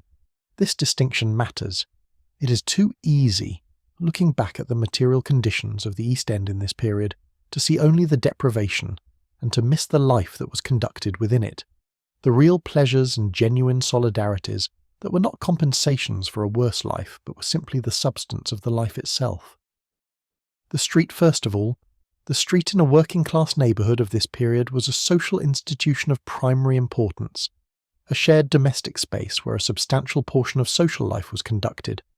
Women stood in doorways and on front steps in all but the worst weather, exchanging the news of the day, watching the children, keeping an eye on the general movement of the neighbourhood, with the attentiveness of people who understand that their security depends partly on the health of the community around them. The street was where you learned what was happening, where the informal systems of mutual aid were organised, where a woman whose husband was in hospital could be told that there was food available, and where a family threatened with eviction might find, through the informal networks of the neighbourhood, someone who could help. The street was the internet of its time, the medium through which information moved and through which community organised itself in response to need. The corner shop, that essential institution, occupied a particular position in this social world. The small shops that occupied the ground floors of the terraced houses on every significant corner in the East End were more than retail establishments. They were information exchanges, gossip nodes, places where credit was extended to known customers in the lean weeks of winter, and where the proprietor, who was usually a woman and usually lived above or behind the shop, functioned as a kind of informal community hub. The tick, as the credit system was called, was a significant feature of working-class retail in this period. You could take goods today and pay when the wages came in, provided you were known and trusted, provided your account was settled regularly enough to be maintained. The shopkeeper's knowledge of her customers' circumstances was detailed and practical. She knew which families were managing and which were struggling. She knew when to extend credit generously and when to be more careful. She was not simply a retailer. She was a node in the network of community survival. The public house was, for many of the women and girls of the factory, a complicated presence in their lives, both valued and feared in ways that were not contradictory but simply real. It was valued for the obvious reasons. It was warm, it was sociable, it provided cheap entertainment, and in the particular gin and music culture of the East End it offered evenings of real pleasure, the kind of pleasurable warmth and company that is one of the genuine goods of human life. It was feared for equally obvious reasons. It was where the wages went in some houses before they could be spent on anything more essential, and the consequences of male drinking in particular were consequences that the women of the household bore more fully than the men who caused them. The women who worked the matchworks were not, as a category, abstainers. The temperance movement, which was a significant presence in working-class life in this period through its various organisations and friendly societies and chapel-based networks, had its adherents among the factory workers, and these were women who had often made a practical decision about the role of alcohol in their families' lives based on direct experience of what it could do. But many others were occasional and moderate users of the public house, visiting on Saturday evenings or Sunday afternoons, participating in the singing and the company and the particular warmth of a crowded room with a fire, without this being a problem or a source of guilt. The gin culture of the East End was not a culture of addiction for most people. It was a culture of recreation, of community, of the particular pleasure of things shared. The music hall occupied a different but equally important place in the entertainment culture of the East End. In the 1880s, the music hall was in one of its great periods, a flourishing popular institution that drew enormous audiences from the working-class neighbourhoods and provided them with a programme of song and comedy and spectacle that was simultaneously highly professional and deeply local, that spoke directly to the experience of its audience in the accents of that audience, that made jokes about the rent collector and the wages and the foreman and the neighbour's husband, and all the other elements of daily life that constituted the material from which the East End's shared humour was made. The music hall was not an escape from East End life. It was a mirror of it, a transformation of its difficulties into material for laughter and its pleasures into material for song.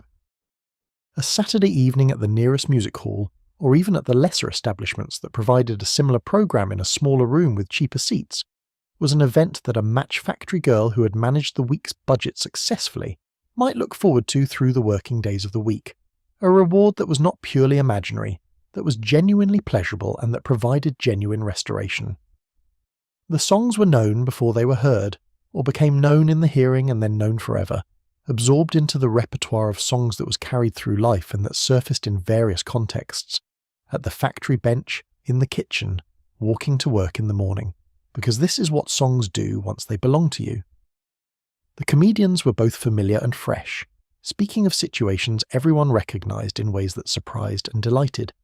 The whole enterprise, this gathering of working people in a warm room to laugh and sing together, was one of the genuinely good things available in the world of the East End working class, and they knew it, and valued it accordingly. The church was also part of this world, a more complicated and more variable presence than the music hall, operating on a different register entirely, but significant and in many ways essential. The Catholic women, the Irish women and girls who made up a substantial part of the factory's workforce had their Mass on Sunday mornings, the early Mass that many of them attended before the rest of the household was fully awake, the familiar Latin liturgy providing a kind of continuity with the world they came from, with the generations before them who had stood in the same postures and heard the same words and found in them the same combination of consolation and structure. The Anglican women had their own services, more various in character, ranging from the high Anglo-Catholicism that had become fashionable in East London mission churches to the plain evangelical Protestantism of the various nonconformist chapels that dotted the neighbourhood. The Jewish women had the synagogue, the Sabbath beginning on Friday evening, the whole different rhythm of a religious calendar that was not the Christian one, but that provided the same basic service, a structure for the week, a way of marking time that was not defined by the factory, a set of practices that connected you to something larger than the daily management of a difficult life. The children in these families also constituted a significant portion of the emotional and practical world of the match factory girl, whether they were her own children or the children of her household, younger siblings she helped care for, nieces and nephews, the children of neighbours who came and went through the permeable boundaries of the East End street. Children in this world were not sequestered in a childhood separate from adult life.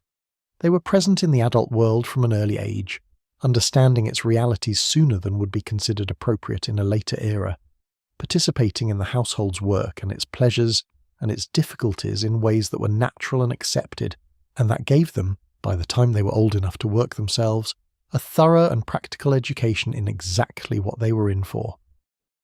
The match factory girl herself had probably begun her working life younger than we might now think reasonable.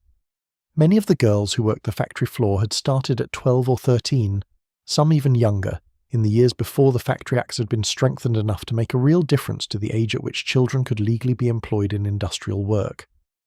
By the time she was in her late teens, which is what many of the women at the bench were in 1888. She was a veteran of years of industrial labour, with the body and the habits and the knowledge that this produced. She was, in many respects, already experienced in a way that a middle-class woman of the same age would not begin to approach for decades. Experience not in the expansive sense of having seen and done many different things, but in the precise sense of having acquired deep familiarity with a particular demanding reality, and having learned to navigate it without being destroyed by it. The community that she moved through on her way home from the factory in the evenings, the community of streets and shops and known faces, was the container of all of this. It held her history. It knew her parents and her siblings and the story of her family and what had happened to her aunt that time, and where her grandfather had come from before he settled in Bow. It provided the context within which her life had meaning and shape, within which she was not just a unit of labour, but a specific person with a name and a place and a story. This was not a small thing. In a world that consistently treated the working poor as interchangeable, as labour rather than as people, the community that said otherwise, that knew your name and your grandmother's name and the name of your street, was performing an essential act of resistance against that reduction, simply by knowing. The health of the match factory girl was a document written on her body over the years of her working life, a record of what the factory had taken in exchange for the wages it paid. This ledger was not kept by any one official. It was not recorded in company documents or reported to government inspectors with any consistency. It was simply there, in the bodies of the women themselves, in the cough that did not go away, in the jaw that ached on cold mornings, in the particular exhaustion of a body that had been working at this pace, in these conditions, since it was 12 years old. The diseases of poverty and industrial labour were not exotic in the East End of 1888. They were the ordinary furniture of life, known by their names and their symptoms, present in every street, every household, every family. Tuberculosis, which was the great killing disease of the Victorian working class and which showed no signs of releasing its grip in the 1880s, moved through the crowded tenements and the poorly ventilated factories with the quiet efficiency of a disease ideally suited to its environment.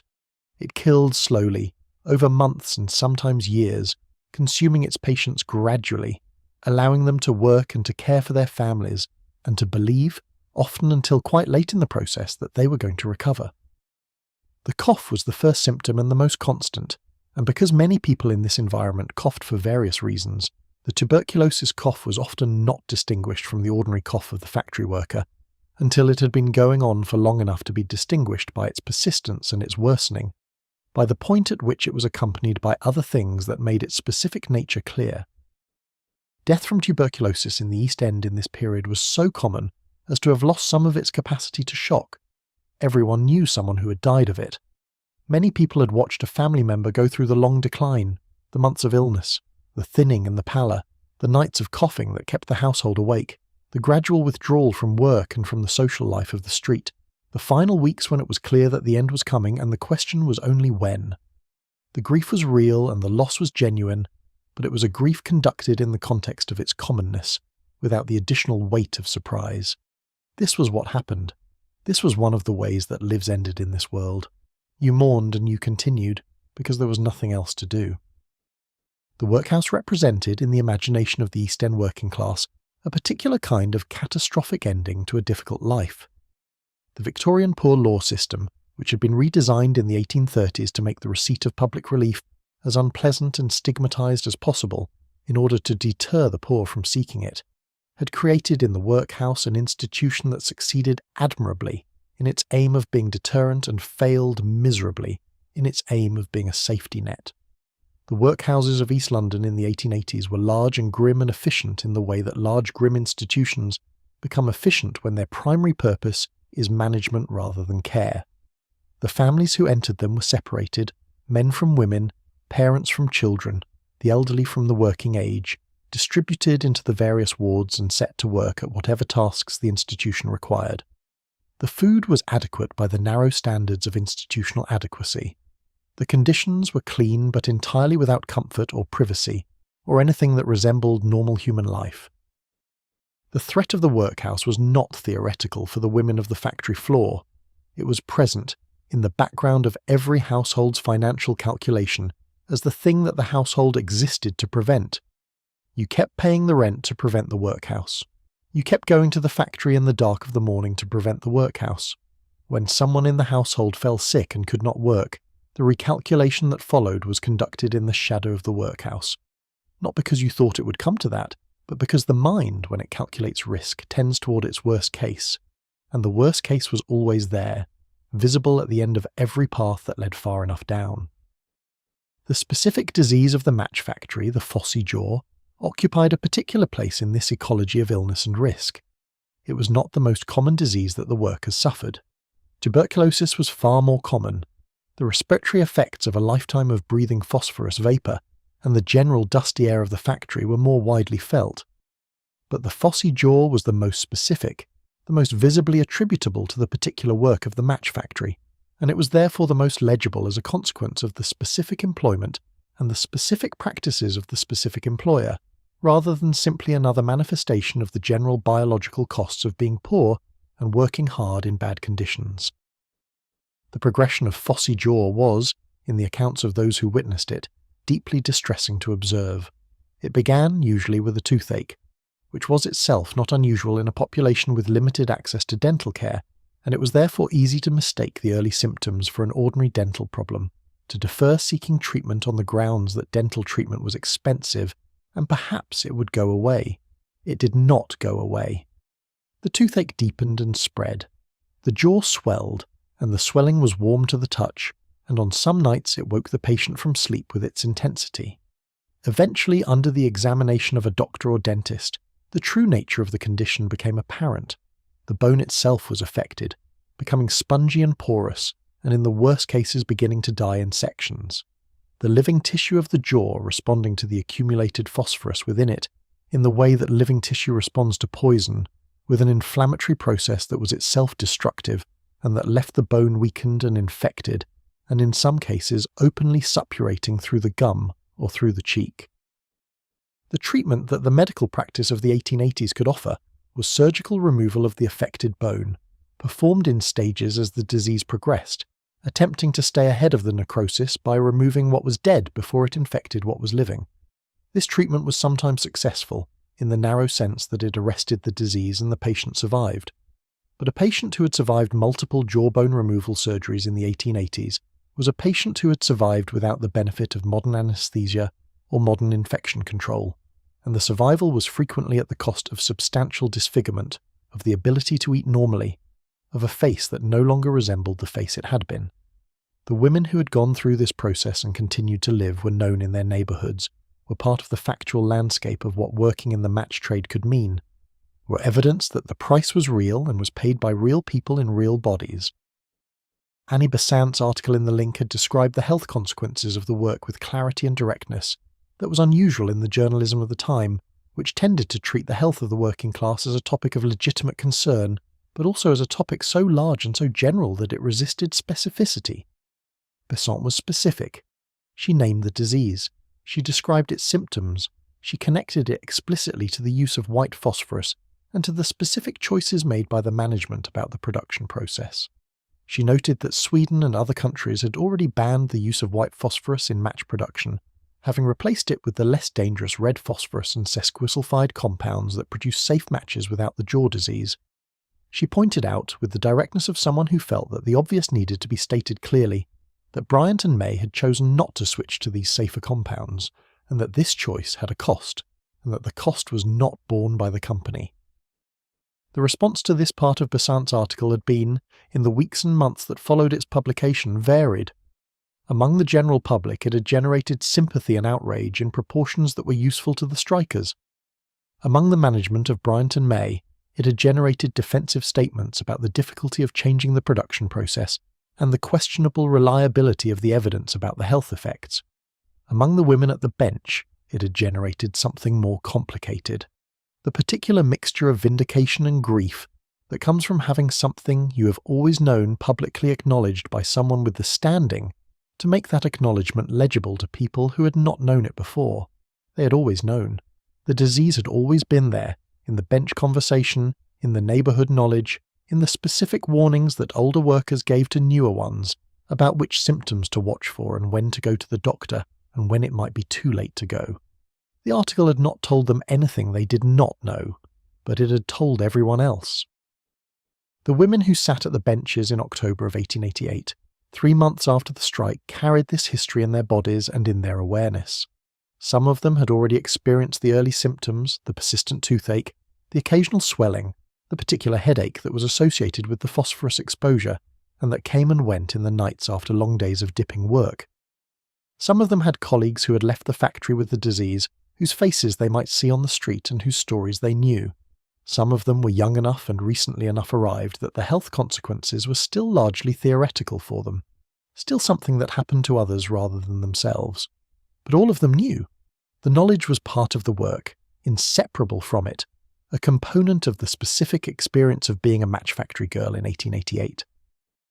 This knowledge did not stop them coming to work. This too needs to be acknowledged without judgment, because the judgment that comes easily from a safe distance is not available to someone who needs the wages. The choice to work in conditions that were harmful was not really a choice in any meaningful sense for the women who had rent to pay and families to feed, and no alternative employment that would pay as well or as reliably. You came to work, you did the work, you tried not to breathe too deeply when you were nearest the dipping vats. You told yourself it probably would not happen to you.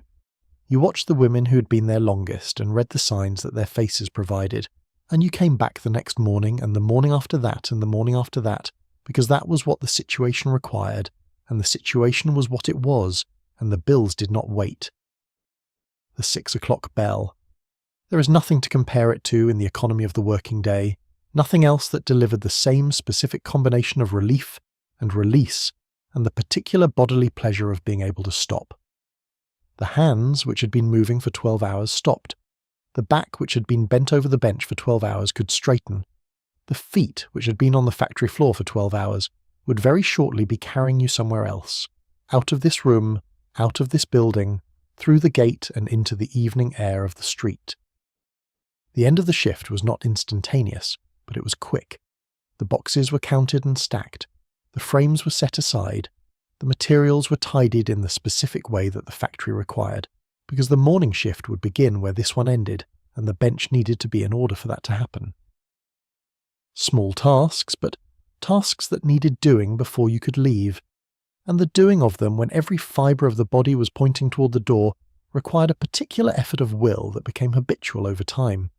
Just another part of the end-of-day routine, like the putting on of the shawl and the retrieval of whatever you had brought from home, and the collection of the tally or the ticket or whatever system the floor was using to record that day's output. The factory yard at 6 o'clock in the evening was a different place from the factory yard at 6 o'clock in the morning. The morning yard was arrivals, the movement of people toward work, driven by the urgency of the clock and the threat of the fine for lateness. The evening yard was departures, the movement of people away from work, and the quality of the movement was entirely different, slower, more expansive, people stopping to talk in the yard itself rather than simply passing through it. The conversation that the morning rush had abbreviated was now available in full, and people were having it, or beginning it, standing in the yard with their shawls on, the cold October air on their faces after 12 hours of the factory's warmth, talking about what had happened during the day, what they were going to do this evening, what they had promised to collect from the market on the way home. The walk home was, for many of the women, one of the better parts of the day, which is not to say it was easy. It was cold in October. The feet that had been standing all day were tired. The distance was a mile or more for some of the workers, and a mile at the end of a 12-hour shift is a different kind of mile from a mile at the beginning of the morning. But the air was outside air, and the sky was above you even if it was dark and the street was the street, familiar and specific with its own characters and its own small events of the evening, and you were not at the bench. You were moving freely, your own person, going in the direction of home, and this was worth something. The walk home had its own social life. The women who lived in the same directions walked together, the groups that had formed on the morning walk reconstituting themselves for the return journey, the conversation resuming where it had paused that morning or where it had left off at the dinner break, weaving through the 12 hours of the working day to find its continuity. There was laughter on the evening walk too, despite the tiredness, perhaps because of it, because exhaustion dissolves some of the social inhibitions that protect you when you have more energy, and because the end of the shift, the release from the factory's authority, created a particular mood of lightness that could tip easily into hilarity at something that was not objectively very funny. The streets on the evening walk home were full of the particular life of the East End evening. The shops were still open, the gas lamps making warm rectangles on the pavement, the proprietors standing in their doorways watching the workers pass, estimating tomorrow's trade. The public houses were getting warm, voices already audible through the walls, the smell of tobacco and beer and close-packed bodies, moving out into the street when a door opened. Children were being called in from the steps, their voices protesting the transition from the outside world to the inside one. The costermongers were selling off the last of the day at reduced prices, calling out the bargains to the women walking past, and some of the women stopped, assessed, bought if the price was right and if there was anything in the housekeeping purse that had not already been assigned elsewhere. The gas lamps on the Bow Road and the surrounding streets provided a kind of punctuation to the walk, each lamp casting its circle of orange light on the pavement, and the faces of the people walking through it, the brief illumination, and then the return to the in-between dark of the intervals, the rhythm of light and shadow that was the lighting technology of the Victorian city. In the intervals between the lamps, on an October evening with no moon, the darkness was genuine, the kind of darkness that the gas lamp itself created by contrast, the eye adjusting and then having to adjust again as the next pool of light arrived. The women who walked these streets every day navigated this darkness automatically, their bodies knowing the route so well that the absence of light was not an obstacle. But in October of 1888, the darkness had an additional quality, a quality introduced by the events of the summer, by the murders in Whitechapel that had begun in August and that were still, at this point, unsolved. Their perpetrator still moving through the streets, still unknown. The newspapers were full of it, had been full of it for months. The speculation and the fear and the ghastly details and the failure of the police to make an arrest and the theories about who the killer might be, ranging from the plausible to the absurd. The women of the factory floor knew the geography of the murders perfectly. They knew that Whitechapel was the centre of the activity, but that the whole of the East End felt the presence of the fear that the question of who might be in the dark interval between the gas lamps had acquired, this autumn, a specificity it did not usually have. They walked home in company when they could. This was the simple, practical response, the adjustment that women and girls throughout the East End had made to the specific circumstance of this particular autumn, walking in pairs and groups rather than alone, taking the well-lit routes even when the poorly lit routes were shorter, being home by a particular time rather than lingering. The freedom of the evening, already limited by exhaustion, and the demands of the domestic tasks that waited at home, was further constrained by the awareness that the freedom of the street was not entirely available in the autumn of 1888, not in certain streets, not after certain hours, not alone. This was not new as a general principle. The freedom of the street for women in this period was always conditional, but the condition had been sharpened, made more acute, made more present in the daily consciousness by the summer's events. Home, when it came, was received with the specific relief of a familiar place, however inadequate it might be by other measures. The door of the house, the smell of the interior, the voices of whoever was there, mother or siblings or husband or children, constituted a welcome that required no particular warmth to be genuinely welcome. The woman who lived alone, who had a room to herself or shared it only with a workmate, received the silence of the room as her version of the same thing. She was here, she was not there. The day was, in its essential respects, done. The domestic work that waited for her at home was real and substantial. The evening meal needed to be assembled from whatever was in the house or had been bought on the way home. The children needed attention if there were children. The household's immediate needs required addressing before she could sit down, and even sitting down was often sitting down to some other kind of work. The mending or the sewing or the paper bag making that supplemented the factory wage in the households that needed supplementing. The domestic labour of the East End working-class woman was not separate from her industrial labour. It was the other shift, unpaid and unacknowledged, beginning when the factory shift ended and continuing until the body could no longer sustain it. But the end of the factory day was the end of the factory day, and this mattered. Even within the context of all that still needed to be done, there was a quality of being in a different place, under a different kind of claim, that constituted something worth having. The foreman was not here. The clock on the factory wall was not here. The phosphorus smell was still in the hair and the clothing, still present as a fact of the body, but it was fading slightly, yielding to the domestic smells of coal smoke and boiling water and whatever was in the pot. The hands that had been filling boxes all day were now doing other things, and the change of task, even to other labour, was itself a kind of relief. The particular relief of variety, of the body doing something different from the thing it had been doing for 12 hours. There is something that gets lost in the writing of history, something that the document record and the wage book and the parliamentary inquiry cannot capture. The physical reality of the work itself, the specific sensations that the body accumulated over years of doing this particular thing in this particular place. We can read about the match factory and understand its economics and its labour relations and its place in the industrial history of the Victorian city, but unless we attempt to inhabit the physical experience of the work, we are understanding it from the outside, from a distance that is a kind of incomprehension, the incomprehension of a mind that has never done this particular thing, trying to imagine what it was like to do it every day for 12 years. So let us try. Let us attempt to be specific about what the body of the match factory girl encountered in the course of her working day, the specific physical facts that constituted her experience of the work, the texture and the smell and the temperature and the weight and the sound of it. The first thing was the smell. Even now, before we have entered the building, approaching along Fairfield Road in the October morning, the smell announces itself. It is not a comfortable smell.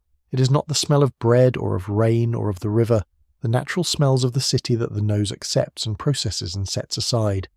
It is sharp and chemical, and slightly wrong in the way that certain industrial smells are slightly wrong, the nose registering them as not food, not natural, a signal that something is happening here that the body's ordinary frame of reference for smell was not designed to accommodate. On the first morning you ever came to this place, you noticed it intensely. By the 100th morning you no longer noticed it at all. By the 1000th morning, it was simply the smell of where you worked, the background against which everything else in the working day was set, no more remarkable than the smell of your own house. Inside the factory the smell intensified, became more specific, acquired the additional notes of the enclosed industrial space, the machine oil on the cutting equipment, the damp wood of the freshly cut splints, the particular sweetness of the paste used in the matchbox assembly elsewhere in the building, the coal smoke from the stoves that heated the dipping compound and kept the drying racks at the right temperature. Over all of it, always, the phosphorus. You stopped smelling it after a while, but it was there in your clothes when you went home, in your hair when you lay down to sleep, on the pillow the next morning when you woke. The bench itself was a specific physical reality. A long wooden surface, worn smooth by years of use, marked with the traces of the work. Small brown stains where the match compound had dripped, grooves worn by the edges of the boxes, the particular patina of a surface that has been used by many hands for a long time.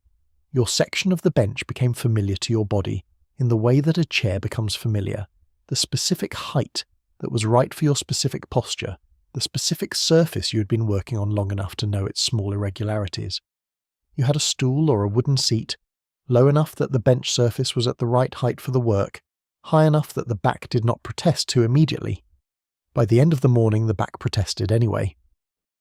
The matches themselves, the splints that you took from the tray and counted into the boxes, were specific physical objects with specific physical properties. They were light, very light, the tiny wooden sticks weighing almost nothing individually, weighing in the aggregate of a handful the same nothing distributed across more sticks. The heads were tacky to the touch before they were fully dried, leaving a faint residue on the fingertips, the phosphorus compound transferring to the skin in tiny invisible amounts with every handful. The smell was there, on your hands, always.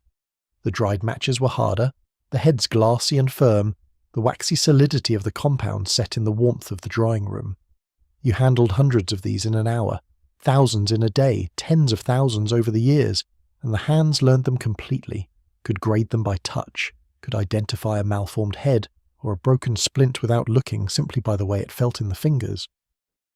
The boxes were cardboard, thin and slightly flexible, the printed paper covering of the sleeve giving way to the plain card of the tray, the two parts sliding together with a specific resistance that varied with the humidity and the quality of the card. In dry weather the boxes slid smoothly. In damp weather they stuck slightly, required a firmer push to assemble, introduced a small additional friction into the thousands of repetitions of the day. In very damp weather, the card itself absorbed moisture and became slightly soft, slightly more pliable, which could cause the boxes to lose their sharp edges, to have a slightly approximate quality to their assembly that was technically within tolerance, but not what you preferred.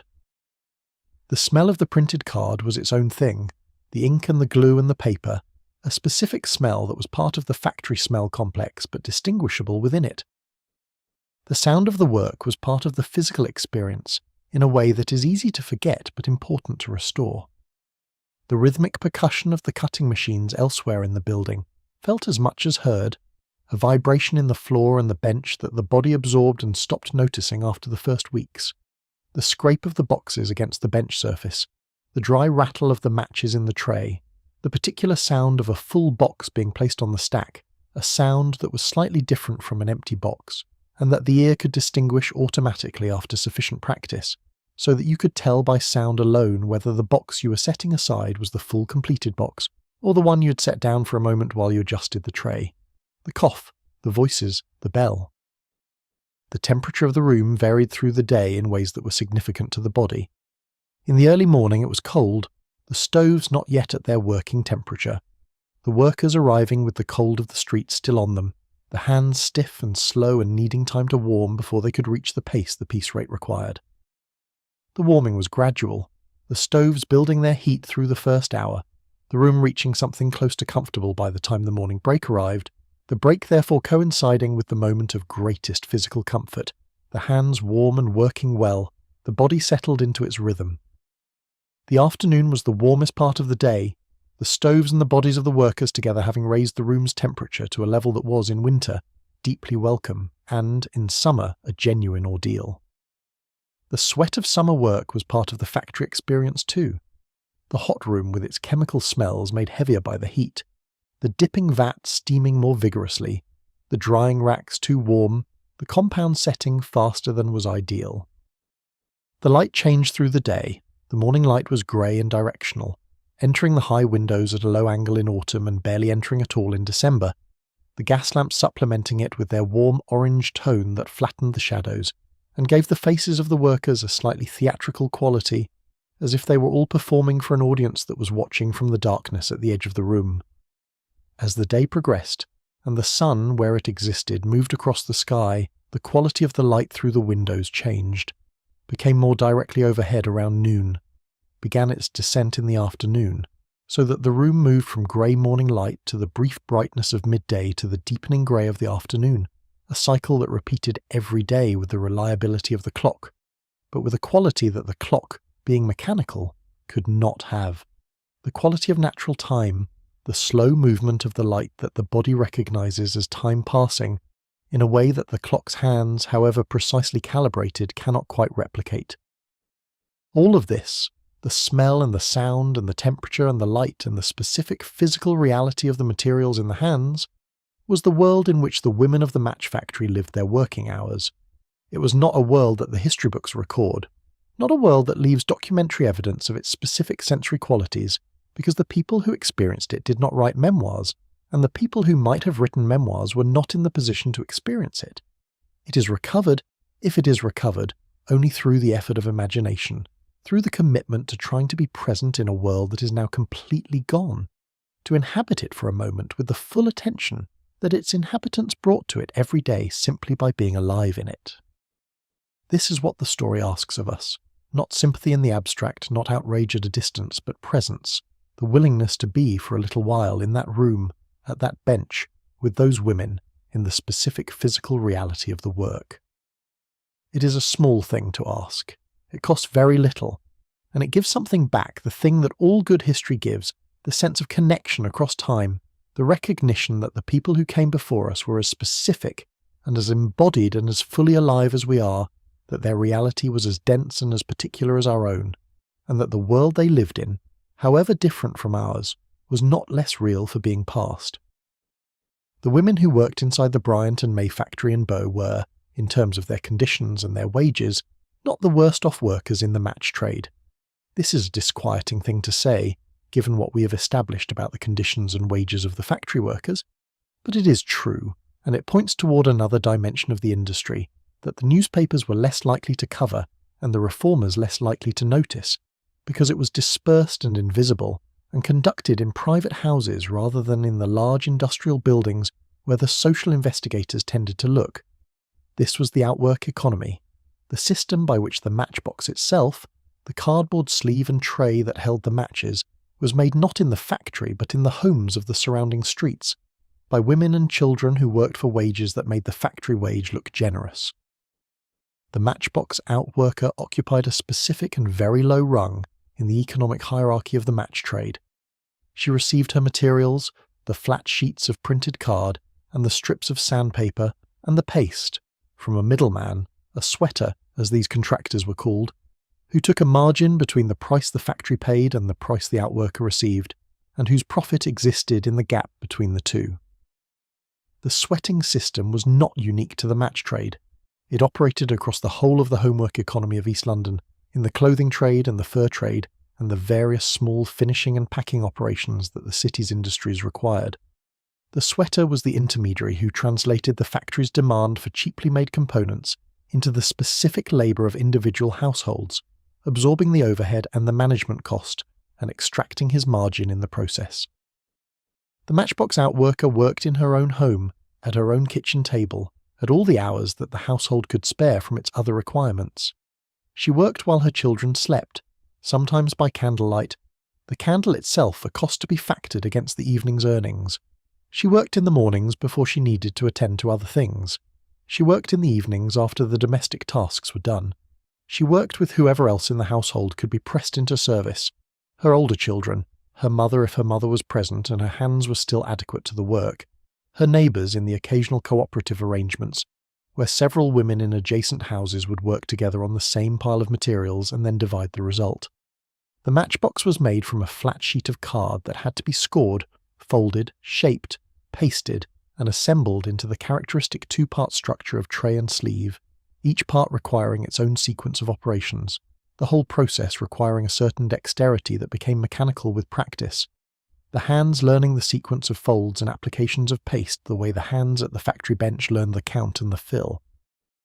The wages for this work were extraordinarily low, even by the standards of the East End's low-wage economy. A woman who worked at matchbox making for all the available hours of a day might earn 2.5 pence, or perhaps 3 pence if the work went well and the materials were good and the paste was not too thick to slow the folding. For a full week of this, 12 or 14 hours a day, including Sundays when the pressure of poverty was sufficient, she might earn 1 shilling and 6pence, perhaps 2 shillings if circumstances aligned.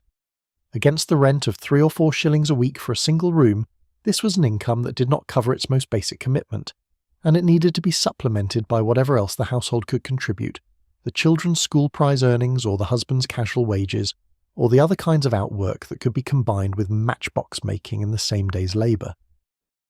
The journalists and social investigators who wrote about East End poverty in this period, people like Charles Booth, whose great survey of London's poor was being assembled in exactly these years, and Annie Besant, whose attention to the match factory was followed by further investigations into related conditions, found the matchbox outworkers among the most distressing cases they encountered, not because their specific situation was more dramatic than others, but because it was so legible, so clearly the product of a system operating exactly as it was designed to operate, extracting the maximum possible labour from the people with the fewest possible alternatives by the efficient mechanism of price competition among the suppliers, who bid each other down until the price for a gross of matchboxes was low enough to ensure that the woman making them could not live on the earnings without also doing something else, could not in fact live on the earnings even when she was doing something else, could only continue to make matchboxes because the alternative was making nothing at all, and nothing at all was not an option.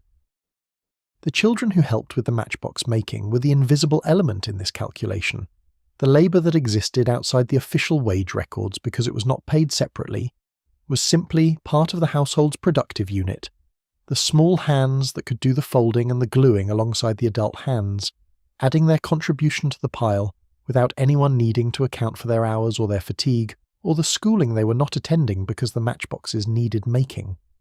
The Factory Acts had been extended and strengthened through the later decades of the 19th century, but they applied to factories, not to homes, and the home was where the sweated industries flourished precisely because it was outside the inspector's purview. A child of 7 working alongside her mother at the kitchen table from 6 in the morning until past 10 at night, covering her small fingers in paste, learning the fold and the score and the assemble with the same patience that all children apply to learning the things their world requires them to know, was not technically in violation of anything. She was simply part of the household survival strategy. The match factory girls who worked at Bryant and May in the autumn of 1888 were aware of the matchbox outworkers in the way that people in the same industry are aware of the different conditions in different parts of it. Some of them had mothers or neighbours who did the outwork, some had done it themselves in the years before they were old enough to be taken on at the factory. They knew what it paid and how it worked, and they understood the relationship between the two parts of the trade, the factory women and the home workers, the way that the entire production chain, from the wood that arrived by barge and left as boxes of matches on delivery carts, passed through hands at every stage, each set of hands paid as little as the system would allow and no more. They held this knowledge without necessarily theorizing it, as part of the texture of what they knew about how the world was arranged and who it was arranged for. In the evenings, walking home from the factory through the streets of Bow and Stratford, the match factory girl passed the houses where the outwork was happening, the kitchen windows lit by lamp or candle, the women and children visible in silhouette through the thin curtains, bent over the table, the pile of flat cards on one side and the assembled boxes on the other, and the long evening still ahead of them. She knew what was happening in those rooms. She did not need to imagine it. And there was perhaps in that knowledge a complicated mixture of sympathy and gratitude, sympathy for the conditions inside those windows, and gratitude, however uncomfortable the gratitude felt, that she was not inside one of them herself. This was the full range of labour that the match trade rested on, the factory women at their benches, and the home workers at their kitchen tables, and the children whose small fingers helped to fold the boxes that would hold the matches, and the men who hauled the wood and drove the delivery carts and managed the books, and the managers who set the wages and the fines and the production targets, and the shareholders who received the dividends that Annie Besant had compared to those wages in her article to such devastating effect. A long chain of labour, extending from the forest where the aspen was felled to the parlour mantelpiece where the box of matches waited to be struck, and at every link in the chain a set of hands, and above every set of hands a price, and that price set as low as the system could make it, and as high as the system needed it to be, which was exactly as low and exactly as high as the situation permitted. The situation had changed slightly in the summer just past. The factory workers had won something from the system, had pulled a small piece of it in their direction, and held it there long enough to make it stick. Whether the home workers would ever be able to do the same was a different question, a harder question, the question that the reformers who came after would take decades longer to answer, and that would require not just the courage of the workers, but the intervention of the law, the extension of the Factory Acts to cover homework, the slow legislative work of making the invisible visible and the unregulated regulated. That work was still mostly in the future. In October of 1888, it was still a question, still the horizon that had not yet been reached. But the factory workers' strike had moved the horizon a little closer, had made the question a little more answerable, had demonstrated to the people who needed to believe it that the question was worth asking. The match factory girl was not always a girl, and she was not always going to be a factory girl. This sounds obvious, but it is worth pausing on, because the category of the factory girl in this period was often discussed as if it were a permanent condition, rather than a stage in a life that was moving, as all lives move, from one form to the next over the years. The girl who arrived at the Bryant and May factory gate at the age of 14 was not the same person as the woman of 24 at the same gate, and she was not the same person as the woman of 34 who might or might not still be at the same gate, depending on what had happened to her in the intervening years.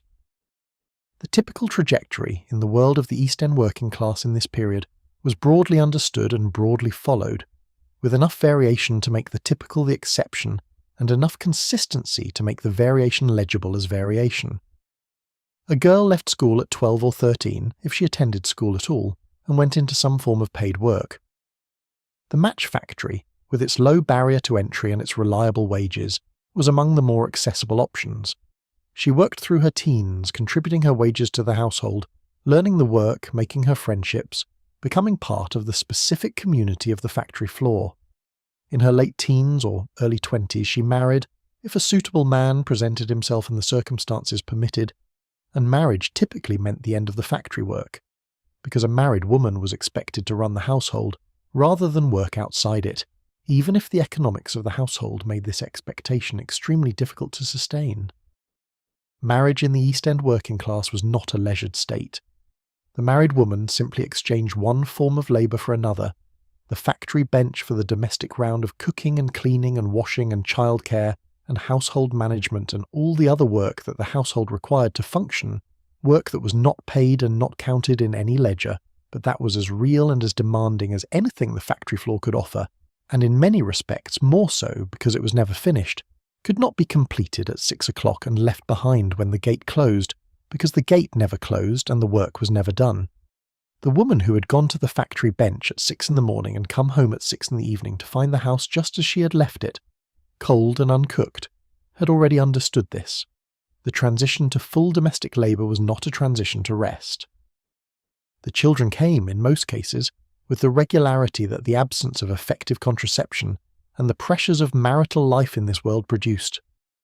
A woman in the East End working class in the 1880s might expect, over the course of her reproductive years, to bear 6 or 7 or 8 children, of whom perhaps 4 or 5 would survive to adulthood, the mortality rate among infants and young children in this environment being a reliable reminder that life at this level was always lived in the vicinity of death.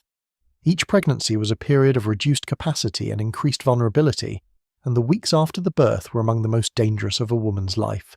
The risk of infection and hemorrhage, and the various complications of childbirth in the days before modern obstetrics hovering around every delivery, with the casual lethalness of hazards that were simply part of the landscape. The women who had children and needed to continue earning because the husband's wages were insufficient or unreliable or absent, found their way back into the labour market in whatever form was available to a woman, with children who needed to be fed and watched. The homework economy, the matchbox making and the washing and the sewing and all the other forms of domestic outwork that could be done at home absorbed many of these women, providing a wage that was lower than the factory wage but compatible with the simultaneous demands of childcare. Others took children to be minded by a neighbour or a grandmother while they returned to the factory, the arrangement of childcare in the East End being a complex informal system of mutual exchange among women who were all managing the same combination of demands in slightly different proportions. The widows were a particular case, and they were not uncommon. Men died in this world, as men did everywhere, but in the East End they died at specific rates from specific causes. The industrial accidents that were a regular feature of the labour landscape, the chest diseases that the factory air and the damp housing produced, the alcoholism that consumed some men past the point of recovery, the casual violence that the combination of poverty and alcohol and crowded conditions generated at a rate that modern statistics would find extraordinary. A woman widowed in her 30s in the East End of 1888 faced a specific set of choices, none of them comfortable, and the match factory was one of the options available to her if her children were old enough to be left during the day, or if a family member could be found to watch them. The older women on the factory floor, the women in their 30s and 40s who had been at the bench for longer than some of their younger colleagues had been alive, were a specific presence on the factory floor, a source of accumulated knowledge and practice skill, and the particular kind of authority that comes from long experience in a specific place. They had seen the management change, they had seen the wages fluctuate, they had seen the fines introduced and modified and intensified and occasionally reduced following complaints. They had seen girls arrive fresh from school and become women at the bench beside them. They knew the factory the way you know a place you have inhabited for 20 years, with the specific intimacy of someone who has spent a large fraction of their waking hours in a particular room, and who knows every detail of that room in a way that is impossible to fully articulate to someone who has not been there. These older women were also in some cases the women with the earliest symptoms of the phosphorus exposure, the women whose teeth were the most problematic and whose jaws ached on cold mornings, who had the dry cough that was more persistent than the cough of the newer workers, whose bodies were further along in the accumulation of whatever the years of phosphorus exposure were accumulating. Some of them had been through the dental problems and had emerged on the other side, had had teeth removed and the situation had stabilised, or at least had not immediately progressed. Others were watching the symptoms they recognised and saying nothing, because saying something would not change the work and might draw attention they did not want, and because the wages were still needed and the rent was still due, and the alternatives were what they had always been. There were also the women who had already left, who had left the factory floor for various reasons and whose lives had taken different paths. The woman who had married well, or tolerably well, and whose husband's wages were sufficient that she did not need to return.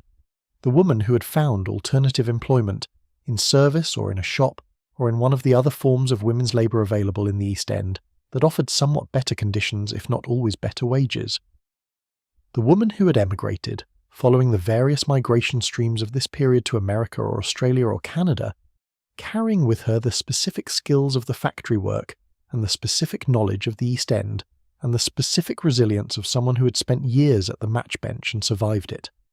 These women had gone, and their going had been noted on the bench with the same mixture of regret and pragmatism that all departures from a close community generate. You were sorry to see them go, and you understood why they had gone, and you continued.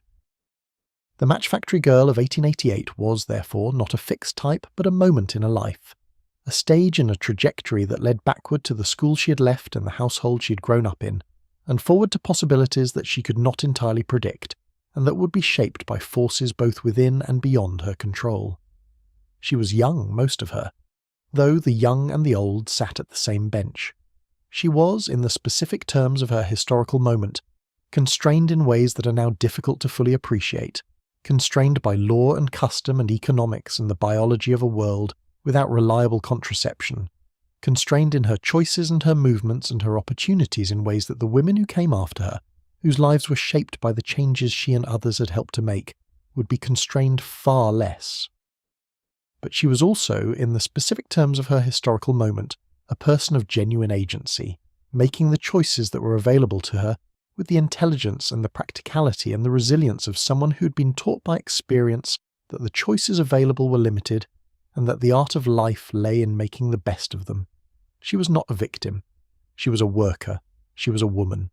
She was a member of a community, a participant in a shared life, a person whose specific existence mattered to the specific people around her, and who understood this mattering as one of the essential facts of her world. She had, in the summer just past, done something remarkable. She would, in the years ahead, do more things, some remarkable and some ordinary, as all of us do the remarkable and the ordinary things that our particular lives offer us, in whatever world we inhabit. In the autumn of 1888, the East End of London was not only inhabited by the people who lived and worked there, it was also being observed, being studied, being visited and written about and argued over by a stream of outsiders who came from the other parts of the city with notebooks and convictions and, in varying proportions, genuine compassion and the less comfortable desire to see poverty as a spectacle. The East End was, in this period, a site of intense middle-class curiosity, a place that had acquired a particular significance in the moral imagination of Victorian England, a place that seemed to concentrate and make visible all the contradictions of the industrial capitalist city, all the wealth and the poverty existing in such proximity that the wealthy found themselves, in the 1880s, suddenly and uncomfortably aware of the proximity. Charles Booth was conducting his great survey. Booth, a Liverpool ship owner of independent means and genuine social conscience, had begun his systematic investigation of a London poverty in the mid-1880s, driven partly by a scepticism about the socialist claims of the period that attributed a very high proportion of the population to destitution. He began his survey intending to prove these claims were exaggerated, and instead produced evidence that they were, if anything, understated.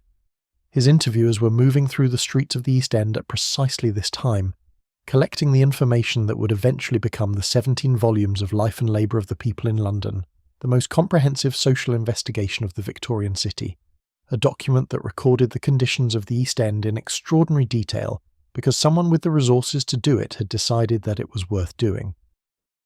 The settlement houses were another presence. Toynbee Hall, which had opened in Whitechapel in 1884, was the first and most influential of the university settlement houses, institutions in which educated young men from Oxford and Cambridge came to live in the working-class East End for periods of months or years, conducting social work and educational programs and attempting, in various ways, to bridge the chasm of class and experience that separated them from the people they had come to help. The settlement house movement was not without its complications and its condescensions. The manner in which people who have been educated to expect deference sometimes impose it even when they intend to help, the assumption that the lives of the poor require the intervention of the educated in order to become adequate. But it was also a genuine effort, and some of the young men who came through Toynbee Hall in the 1880s left with their assumptions about the working class and about their own position in the social world profoundly and permanently altered. Annie Besant herself represented a third kind of outsider, neither the disinterested social scientist nor the settlement worker, but the activist journalist, the person who came to the East End not to study it, but to change it, who understood the tools at her disposal, the newspaper article and the public meeting and the political organisation, and who used them with the skill of someone who'd been using them for years. Besant was not a disinterested observer of the match factory situation. She was a partisan, explicitly so, and the article she wrote in June was not a balanced account of both sides, but an argument, a piece of advocacy journalism in the tradition of the radical press, making a specific case to a specific audience about a specific injustice. The women of the factory floor had complicated relationships with all of these outsiders. They were on one level grateful for the attention, for the willingness of someone with the social standing to be heard to say what they had always known was true. The article that Besant wrote said things that the bench conversation had been saying for years, but it said them in a newspaper that the middle class read, and this was a different kind of saying. The sympathy of the newspaper-reading public was not irrelevant. It had been one of the factors that had made the strike successful, that had made the management of Bryant and May understand that the women walking out were not simply a labour disruption, but a story that the public was watching, and that the public sympathy was with the women. But the relationship was not simple. The outsiders, however well-intentioned, came from a world that the factory women did not inhabit and could not fully understand, a world in which the East End was a problem to be solved rather than a community to be lived in which the lives of the poor were material for investigation rather than simply lives. The social investigators who walked through the streets with their notebooks, noting the conditions of the housing and the appearance of the inhabitants and the quality of the public houses, were not wrong to do what they did. The record they created is invaluable, is part of how we know what the East End was like, is one of the primary sources for any attempt to reconstruct the world of the match factory girl. But they were also performing an act of observation that the observed could not return, could not reciprocate, could not refuse. The women at the bench were visible to the reformers, but the reformers were not in the same way visible to the women at the bench. This asymmetry was part of the world that the match factory girl navigated.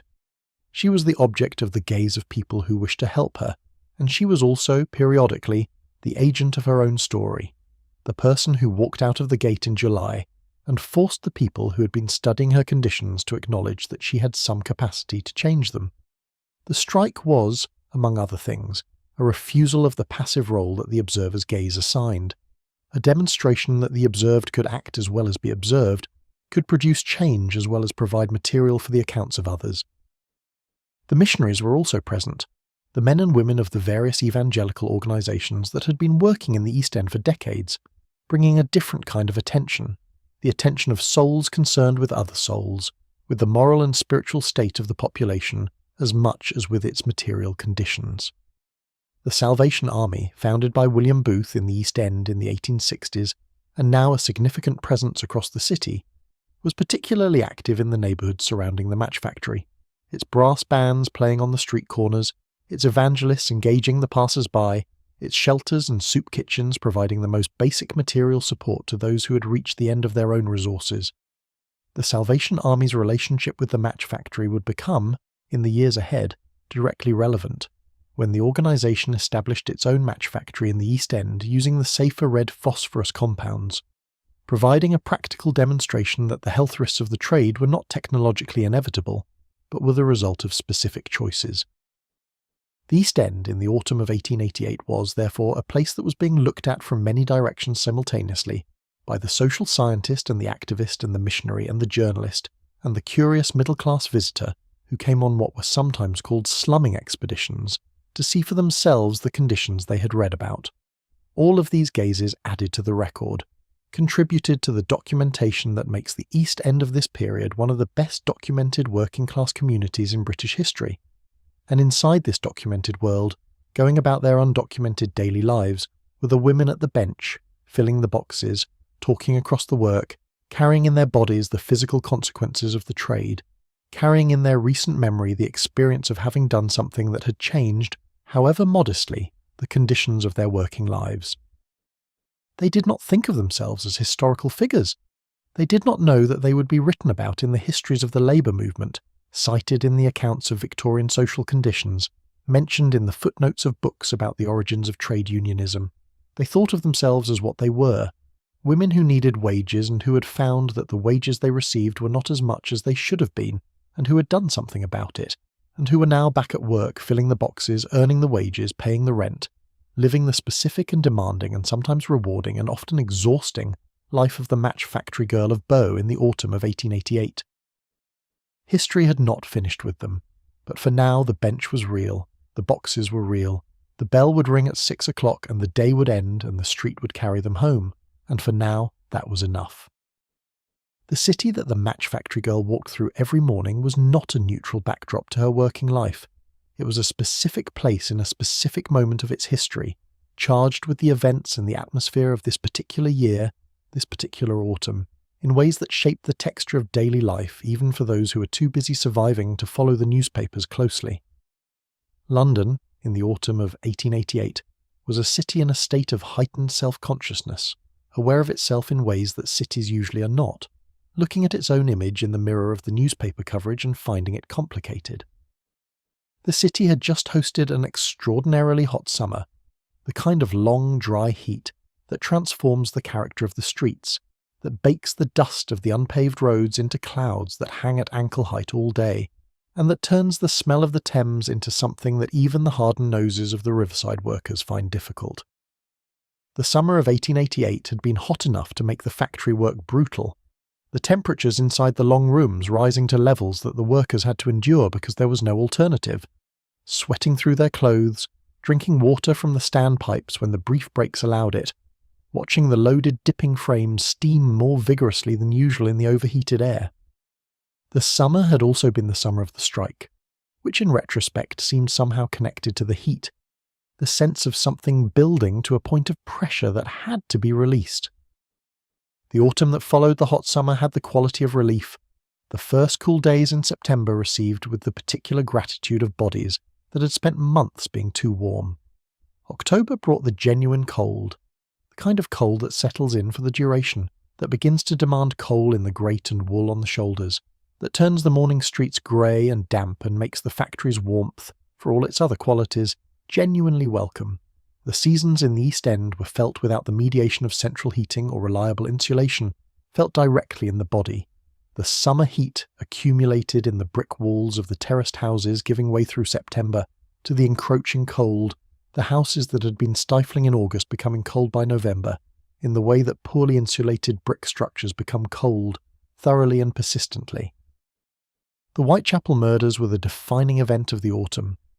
The killer who the newspapers had named Jack the Ripper, in an act of journalistic invention that gave a tabloid memorability to something that was genuinely horrifying, had committed his first attributed murder in late August and his most recent, the double event as it was being called, on the 30th of September, just weeks before the October morning we have been inhabiting.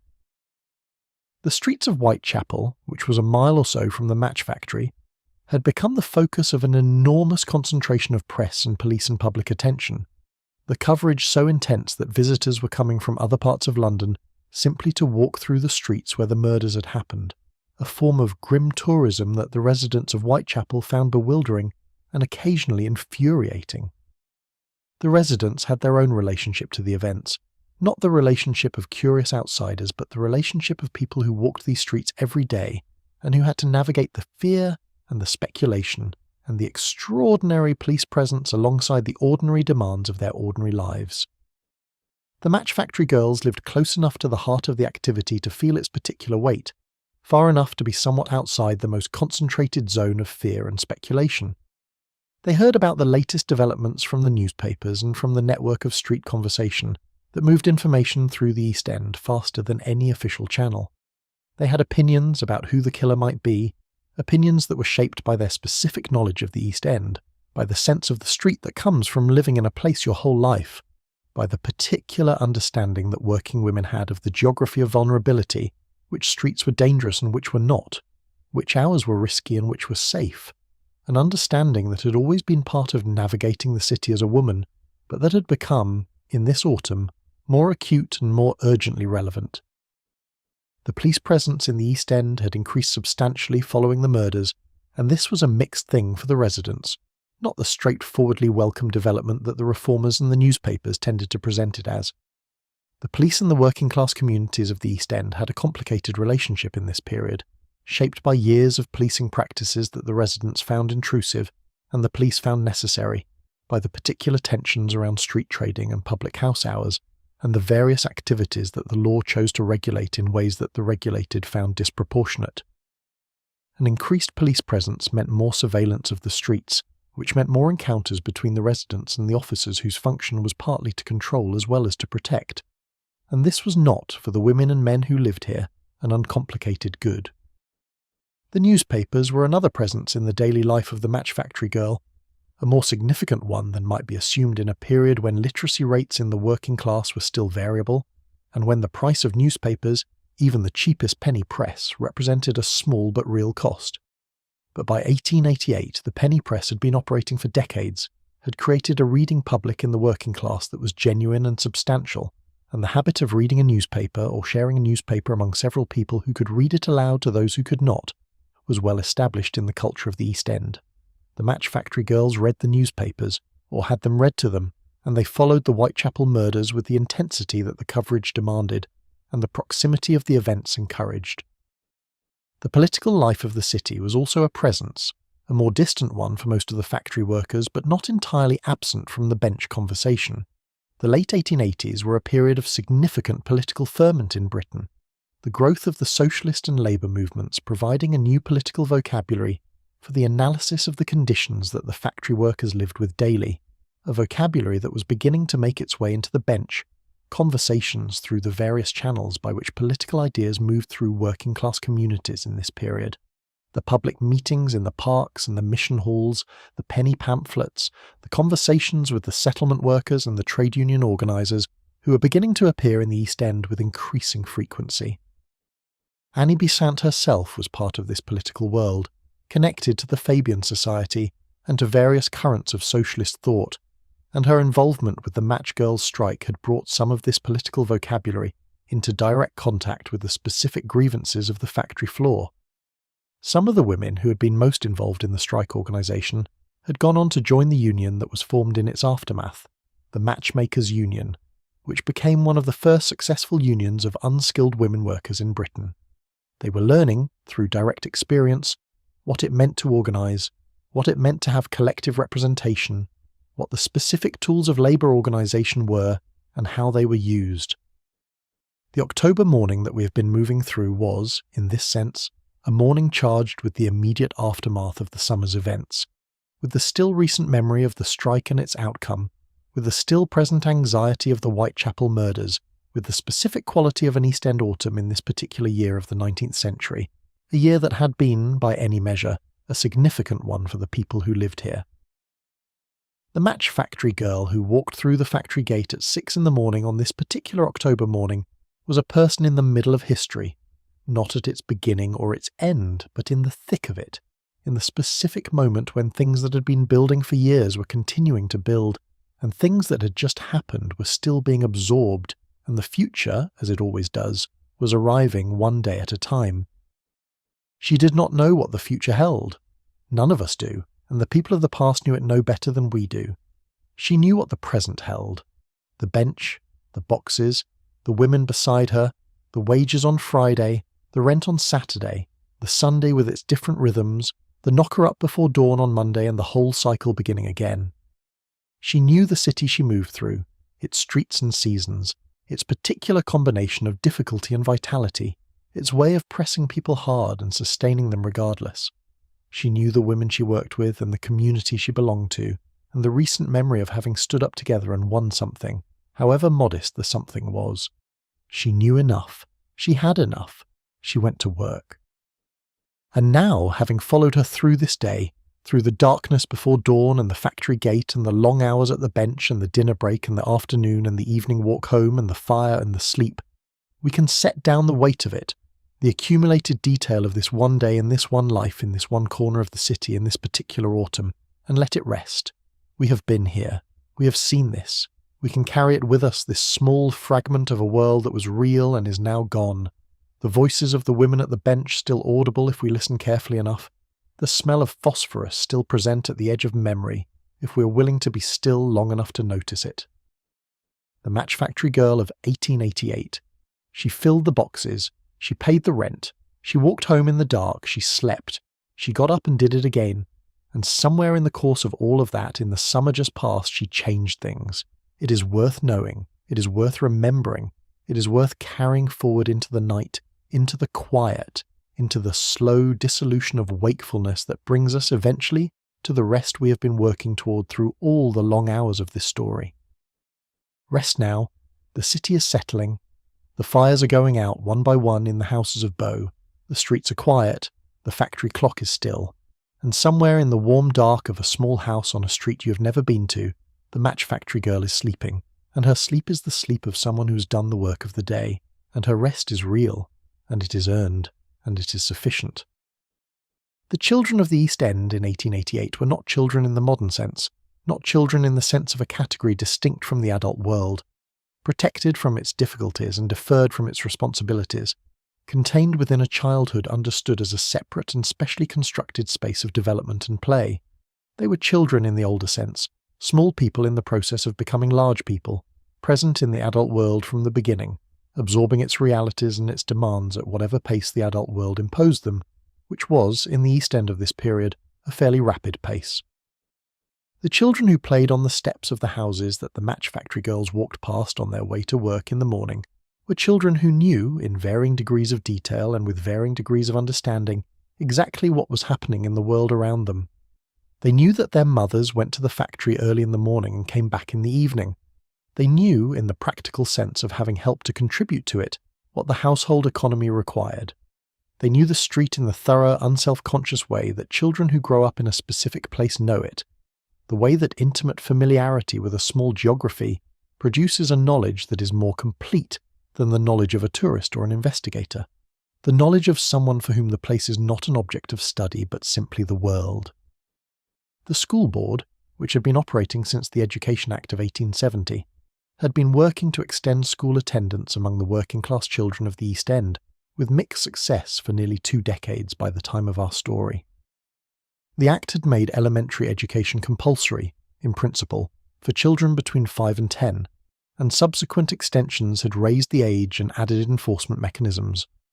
By 1888, the rate of school attendance in the East End was higher than it had been a generation earlier, but it was still imperfect, still dependent on the willingness and ability of families to send their children rather than keep them at home for the various domestic and economic purposes that competing claimed their time.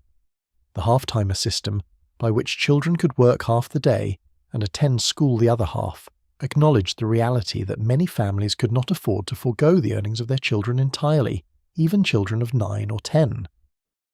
The girls who had started at the Match Factory at 12 or 13 in the late 1870s and early 80s, who were now the young women at the bench, had experienced this education in its early and imperfect form, had attended school for some years and had been withdrawn at the earliest possible moment, had learned to read, many of them, and to do the basic arithmetic that the household economy required, and had then been directed toward the labour market with the efficiency of families that needed their contributions immediately. Their schooling had been real, but brief. It had given them the tools of literacy and numeracy, without giving them the time or the resources to develop those tools beyond the most functional application. Some of them read, in the evenings, the penny press and the popular journals, and this reading was itself a form of continuing education, expanding the frame of reference that the school had begun. Others did not read beyond what the work required, not because they could not, but because the hours and the energy available after the factory day were not sufficient for the additional effort. The children of these women, the children who would be born in the 1890s and who would grow up in the streets of Bow, would have a different experience. The school leaving age would be raised. The enforcement of attendance would improve. The quality of the elementary schools would gradually increase as the system matured and the supply of trained teachers grew. The children of the Match Factory Girls would be, on the whole, better educated than their mothers, and their children better educated still, and this improvement in education would be one of the mechanisms by which the world of the East End working class changed over the following generations, opening possibilities that the generation of 1888 could not fully access. But the children of 1888 were here now, in the streets of the story, running between the legs of the adults, playing the games that required nothing but other children and imagination and space, attending their schools on the mornings when attendance was enforced, and finding reasons to be elsewhere on the mornings when it was not. They played on the steps, and in the courts between the houses, and on the patches of waste ground that the industrial city created wherever a building had come down and something new had not yet gone up. They knew each other with the thoroughness of children who have grown up on the same street, who have been in each other's houses and eaten at each other's tables, and whose family stories are interwoven in the way that very long-established communities weave their stories together. The girls among these children would, in a few years, face the same choices that their mothers had faced. The factory or domestic service or some other form of women's labour, the calculation of wages and conditions, the management of the household economy, the navigation of the specific constraints that being a woman in this world imposed. Some of them would go to the match factory, following their mothers to the same bench, learning the same work, inheriting the same community. Others would find different paths, as paths gradually diversified over the following decades, as the range of employment available to working-class women expanded slowly and unevenly with the changing economy of the city. The boys would have their own versions of these choices. The dock work and the building work and the factory work and the small trades, the various forms of manual labour that the East End's economy required, and that absorbed the male working-class children at roughly the same age as the female children were absorbed into their versions of it. Some would find the labour movement growing around them and would participate in the organisation of their trades, would become the generation of trade union organisers and labour politicians who would carry the momentum of the 1880s forward into the 20th century. Others would simply work, as their fathers had worked, and their fathers before them, and the work would be what it was and their lives would be shaped by it, in the ways that all lives are shaped by the labour that sustains them. These children, running on the steps and in the streets of Bow on the October morning of our story, are the future of the world we have been inhabiting. They carry it forward. They are the reason that the story does not end in the autumn of 1888, but continues, as all stories continue, beyond the moment of their telling, into the days and years and decades that the teller cannot see. The match factory girl who walks past them on her way to work does not know their futures any more than she knows her own. She knows only that they are there, that they are real, that the small faces on the steps are looking up at her with the curiosity and the familiarity of children who know this woman and know that she is part of the world they are inheriting. She might ruffle a head as she passes if she knows the child well enough. She might call a word, and then she moves on toward the gate, toward the bench, toward the day. The children watch her go. They return to their games. The morning continues. The city goes about its business around them, indifferent and sustaining at once, the way that cities are, the way that all the large impersonal forces that shape our lives are, indifferent to any particular life and essential to all of them. The smoke rises from the chimneys. The horses find their rhythm on the cobbles. The factory whistle cuts through the cold October air. And the match factory girl, already through the gate, is already at her bench, already reaching for the first handful of matches of the day, the boxes stacked and waiting, the morning just beginning, the day stretching ahead in all its long familiar difficulty and possibility. Sunday was different. This statement requires some elaboration, because in the world of the East End working class in 1888, the difference between Sunday and the other 6 days of the week was sufficiently profound that it constituted almost a different category of time, a time governed by different rules and different rhythms and different possibilities, a time when the factory clock had no claim and the foreman had no authority, and the long familiar discipline of the working week was, for a period of hours, suspended. Sunday was not in this world a day of leisure in any comfortable modern sense. There were still things to do. The domestic labour that had been deferred during the week required attention. The household cleaning that 12-hour factory days left no room for was Sunday's work. The washing, which in the East End working-class household was a substantial undertaking involving the heating of water over the range, and the labour of the washboard and the mangle, and the hanging of wet things in whatever space was available, happened on Sunday. The cooking that was too complex or too time-consuming for weekday evenings, the soups that needed long simmering, the occasional piece of meat that required the Sunday morning trip to the cook shop where working-class households that lacked adequate ovens could pay to have their dinners cooked happened on Sunday. But Sunday also had a quality of time that the working week entirely lacked, the quality of time that belonged to yourself. Even the domestic work of Sunday was work conducted at your own pace, in your own house, by your own decisions about what needed doing first and what could wait, without the overriding structure of the factory clock imposing its divisions on every hour. You could stop when you needed to stop. You could drink your tea while it was hot. You could talk to your mother or your neighbour without watching the clock to see whether the break was over. This freedom, modest as it was genuine, and it was felt as genuine by the women who had it only one day in 7, and who therefore had a very clear sense of its value. The Sunday morning began differently. The knocker-up did not come on Sunday. You woke to your own body's rhythm, or to the ordinary sounds of the household stirring, or to the church bell if the church was close enough and the bell loud enough, or to whatever light was available at that hour, the thin grey Sunday morning light of October, that was qualitatively the same as the weekday morning light, but was received very differently because it arrived without the urgency of the factory gate at the end of it. You could lie still for a moment, you could stretch, you could allow the waking up to happen slowly, without the precipitous demand for immediate action that the weekday alarm required. This was not nothing. For the body that had been performing 12-hour days 5 and sometimes 6 times a week, the Sunday morning's permission to wake slowly was a genuine physical gift. The Catholic women went to Mass. This was the fixed point of the Sunday morning for the Irish women of the factory floor, a constant across all the variables of the week.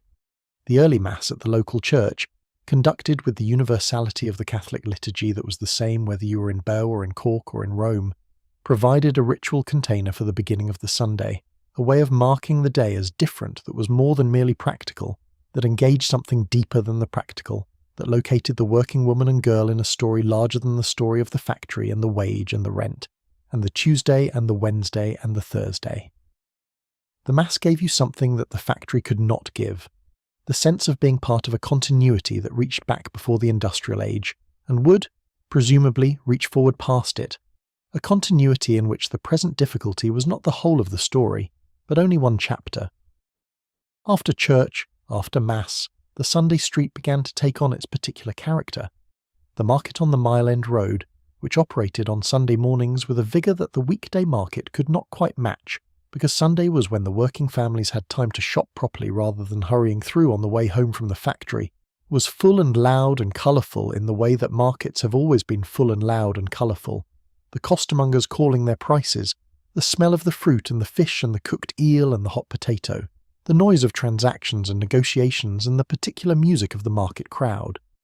The match factory girl who had sixpence in her pocket on a Sunday morning, which was not always possible, and when it was possible represented one of the week's small victories of financial management, was a person with some degree of choice about how to spend it, and the market was where that choice was made. The Sunday dinner was the best meal of the week. This was, across the East End working-class world, close to universal. Not universally adequate by any objective nutritional standard, not always as substantial as the families who ate it would have preferred, but the best of what the week's budget could manage, the meal toward which the domestic economy of the week had been pointing. A joint of meat if the week had been good, which in October might be a piece of belly pork or a shin of beef that had been simmering since Saturday night in the pot, producing a broth that was as much of the meal as the meat itself, rich with the collagen released by the long cooking, soaked up by bread, or the Sunday roast potatoes, cooked in whatever fat was available, their particular smell filling the small house and the houses around it, with a richness that was not every day, that announced that this was Sunday, and Sunday had its own standard. After dinner, the day opened into its afternoon. Families visited each other, the intricate geography of kinship and friendship in the East End neighbourhood, mapping itself onto Sunday afternoon patterns that were by now so established as to be almost ceremonial. This aunt on this particular Sunday, that friend from 2 streets over, the weekly visit to the grandmother who lived in Stratford and who received her grandchildren with the mixture of pleasure and complaint that characterised the reception of family visitors in every household, where the visits were both wanted and somewhat exhausting. Children ran between the houses with the freedom that Sunday afternoon provided, the freedom of the street without the school bell or the factory whistle to interrupt it, playing the games that the street offered, the games that required only other children and imagination and space. In better-off weeks, or as a reward for a period of particular difficulty successfully navigated, the Sunday afternoon might include an excursion. Victoria Park, which lay to the north of Bow, and which had been created in the 1840s specifically to provide East End workers with a green space that the reformers and the philanthropists of the period correctly understood that the working poor needed and that the industrial city had otherwise made entirely unavailable to them, was the most common destination. In October the park was past its best, the summer flowers gone and the leaves turning and the pond cold, but it was still a park, still grass and trees and open sky, still a place where you could walk without the walls of the terraced streets pressing close on both sides, where the horizon was further away than usual, where the children could run on the grass and the adults could sit on a bench and look at something that was not a wall or a chimney. The Sunday afternoon in October could be cold, and many families stayed inside rather than walking to the park, gathered around whatever warmth the house provided, pursuing the various occupations of the quiet Sunday afternoon. There was reading, among those who could read, and among those who had access to reading material, which in the East End of this period increasingly included the penny newspapers and the popular journals that had become a significant part of working-class culture. There was music, the informal domestic kind, a penny whistle or an accordion, the singing of songs that everyone knew, the particular pleasure of the family gathered around a sound that everyone was making together. There was sleeping honest and unashamed, the Sunday afternoon nap that the body had been requesting for 6 days and was now finally permitted, the deepening of Sunday's rest into its most complete form. The evening came early in October, the darkness arriving before 5, the lamps being lit, the fire being built up against the chill. The Sunday evening had its own character, distinct from both the freedom of the afternoon and the urgency of the weekday evening. It was a time of transition, of the approach of Monday, of the week ahead beginning to make its presence felt in the consciousness even before it had actually arrived. The women of the factory floor, sitting in their Sunday evening kitchens with their tea and their mending and their families around them, were beginning to feel the Monday in the way that all working people feel the Sunday evening, that particular quality of anticipatory tiredness, the weekend's rest not quite sufficient to have compensated for the week just past, and not quite sufficient to prepare adequately for the week ahead. But Sunday was not over yet. The fire was still burning, the household was still gathered. The week had not yet formally begun. There was still, for a few more hours, the particular freedom of the day that belonged to something other than the factory, the day when you could be, for a little while, simply yourself, in your own house, with the people you had chosen or been given to love, doing the small human things that the other 6 days of the week left no room for. This was Sunday. This was what it offered. And in the world of the match factory girl of 1888, what it offered was, however modest, genuinely and completely received. The match factory girl of 1888 did not exist in isolation from history. She was the product of a particular sequence of industrial and social transformations that had shaped the world she lived in, and she was herself part of a larger change that would continue long after the specific moment we have been inhabiting in this story. To understand her fully, it helps to know something about how the world that produced her had come to be, and something about what became of the women like her in the years and decades that followed. The match industry itself was young by the standards of the industries surrounding it. Matches as we understand them, the friction match that could be struck against a rough surface and reliably produce a flame, had only been commercially available since the 1830s, within the living memory of the oldest women at the Bryant and May factory in 1888. Before the friction match, fire in the home was started by various older means: the tinder box and the flint and steel, the sulphur spill lit from a neighbour's fire, the fire carefully banked at night and coaxed back to life in the morning. The friction match changed all of this with the completeness that a genuinely useful invention changes the things it makes obsolete, becoming within a generation so fundamental to domestic life that it was impossible to imagine doing without it. Bryant and May had been founded in the 1840s, established in Bow by two men whose names the company still carried, Francis May and William Bryant, who saw in the growing match trade the opportunity that the industrial age regularly provided to those with capital and commercial sense, and the willingness to invest in the particular moment before a market became crowded. They built their factory in Bow for reasons that are now self-evident: cheap land, available labour, access to the raw materials by water, and a workforce living within walking distance that had nowhere better to go. The factory grew as the trade grew, adding buildings and machinery and workers as the demand for matches continued its apparently inexhaustible expansion. And by the 1880s it was one of the larger employers in the East End and one of the best-known names in the match trade. The women who provided the labour for this expansion were drawn from the same pool that provided labour for all the factories of the East End. The poor of the surrounding neighbourhoods, the daughters and granddaughters of those who had arrived in East London as part of the great migratory movements of the century, from the Irish countryside during and after the famine, from the agricultural counties of England as the enclosures and the mechanisation of farming reduced the labour demand in rural areas, from Eastern Europe as the pogroms and the poverty of the 1900s drove Jewish families westward. Each wave of migration brought new workers to the factory gates, workers who were desperate enough to accept the wages and the conditions because the alternative was the workhouse or starvation, who learned the work and learned to endure its costs, and over time became the community of workers from which the next generation of workers would come.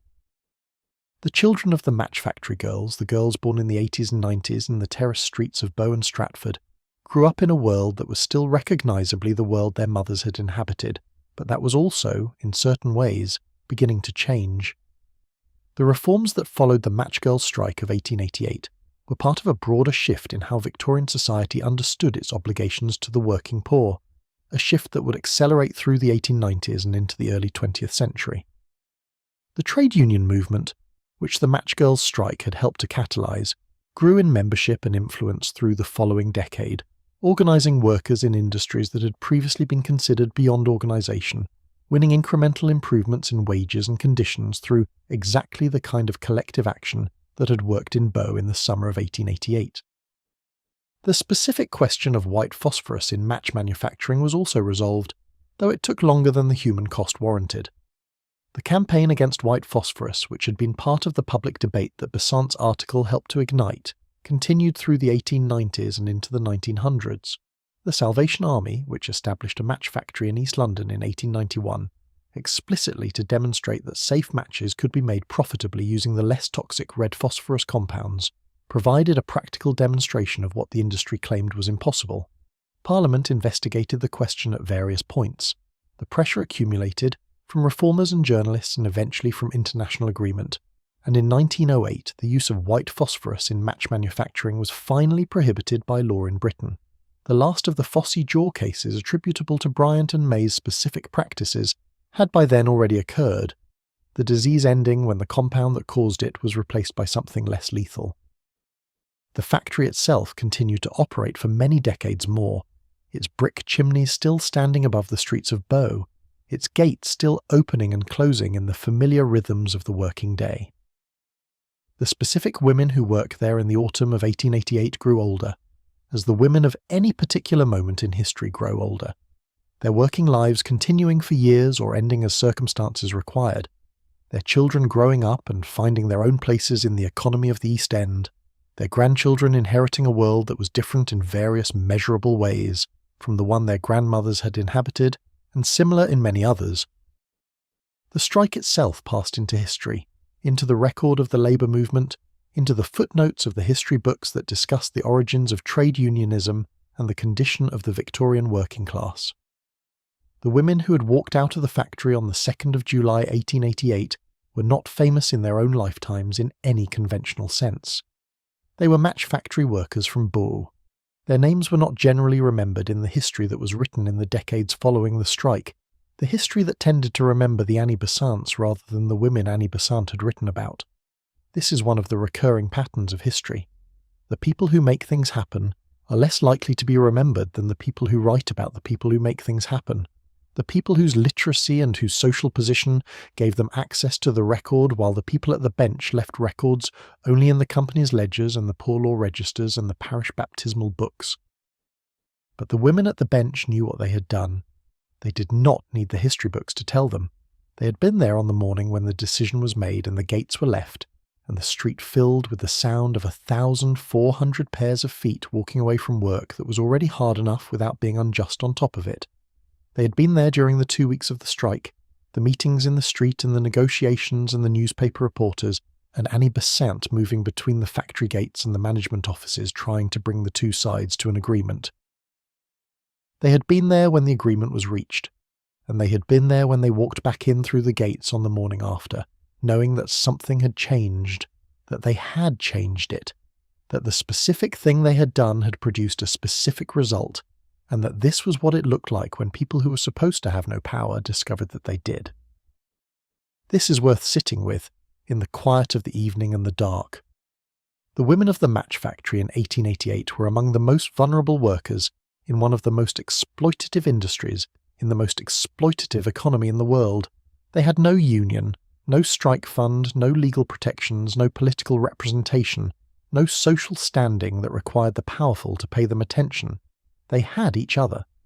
They had the knowledge of shared conditions, the years of shared labour that had produced not just solidarity in the abstract, but the specific, practical, granular solidarity of people who have spent 12 hours a day in the same room for years and know each other's stories and understand each other's stakes and are willing, when the moment comes, to stand up together. That was what they had. It turned out to be enough. History moved on, as it always does. The streets of Bow were bombed in the Second World War and rebuilt in the decades that followed. The match factory itself eventually became something else, as factories do when the industry changes or the economics shift or the city grows around them and the land becomes too valuable for industrial use. The specific world that our match factory girl inhabited, the gaslit streets and the long factory hours and the knocker-up in the pre-dawn dark, is so thoroughly gone that it exists now only in the documents and the photographs and the accounts of those who tried to record it while it was still present, and in the stories that we tell about it in the slow hours of the night, when the mind is quiet enough to travel there and the imagination is willing to do the work of reconstruction. But she was real. This needs to be said at the end, with whatever emphasis the end of a long story can provide. She was not a type or a symbol or an illustration of a historical argument. She was a specific woman with a specific name and a specific face and a specific set of hands that were calloused at the fingertips from the work she did every day for 12 hours. A face that had been young and had been weathered, and had been cheerful and had been tired, and had been, in the summer of 1888, proud. She walked real streets and breathed real air and knew real women who sat beside her at the bench, and she went home every evening to a real room and a real fire, and she slept in a real bed, and in the morning the knocker-up came to her real window and she got up and put on her real boots and walked out into the real streets in the real dark of the real morning and went to work. She was real, and she is worth remembering. The evening meal, when it was assembled and eaten, was the quiet centre of the household day. Not always quiet in terms of noise, not in a household with several children and a small space, and the accumulated tensions and releases of everyone's day arriving simultaneously and having nowhere else to go. But quiet in the sense of being a moment of pausing, of the household gathering itself, of the day's business being in some provisional way concluded. The food on the table was evidence of the week's work having produced something, of the calculations and the labour, and the getting up in the dark having had a point. This, bread on the table, tea in the pot, the circle of faces around the shared meal. The food itself was as simple as everything else in this world, but simplicity was not the same as inadequacy, or not always. The staples of the East End working-class diet in this period were bread and potatoes, tea, occasional pieces of meat when the budget allowed, the various preserved products that could be bought cheaply at the end of the market day.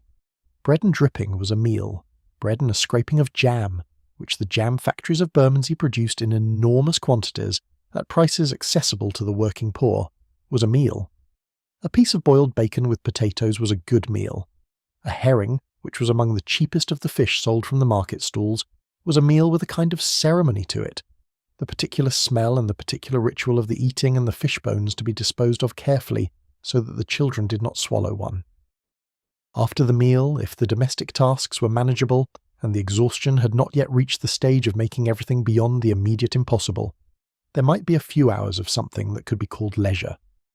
For many of the women of the factory floor, these hours were spent in the immediate domestic world, sitting by the fire if there was a fire, which in October there usually was, doing the handwork that never entirely stopped, the mending and the knitting, talking with whoever was in the room, listening to whatever sounds came through the walls from the neighbouring houses and from the street. It was not dramatic leisure, It was not the music hall or the park or the Sunday excursion. It was simply the evening at home, which was what the end of most working days produced and which was, in its modest way, sufficient. The fire, when there was one, was the organising centre of the evening. The range in the kitchen or the grate in the main room, if the house had only one heated space, drew the family toward it with the pull that warmth has always had, that the human animal's ancient knowledge of fire as safety, fire as life has always produced. People sat near it and looked at it and were quieter near it than they were away from it. The children fell asleep near it, leaning against each other or against an adult, their small faces relaxed by warmth into an unself-consciousness that was different from their waking faces. The woman who had been on her feet since before dawn sat with her feet near the warmth and felt the particular sensation of exhausted feet, being told by the body's heat that they could stop now, that they had done enough, that the day was over in all its essential demands.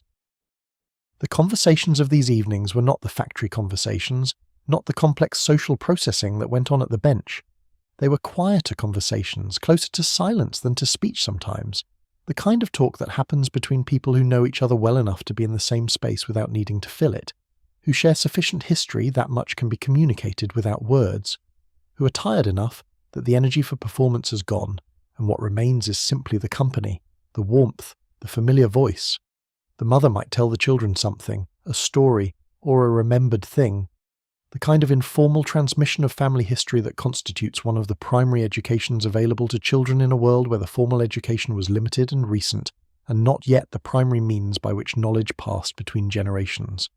The factory girl might sit with her sister and talk about something that had happened that day at the bench, or might simply sit and not talk, which was also all right. There was, in these evenings, the opportunity to be a complete person in a way that the factory day did not really allow. At the bench you were a worker, defined by your function, assessed by your output, visible primarily insofar as you were useful.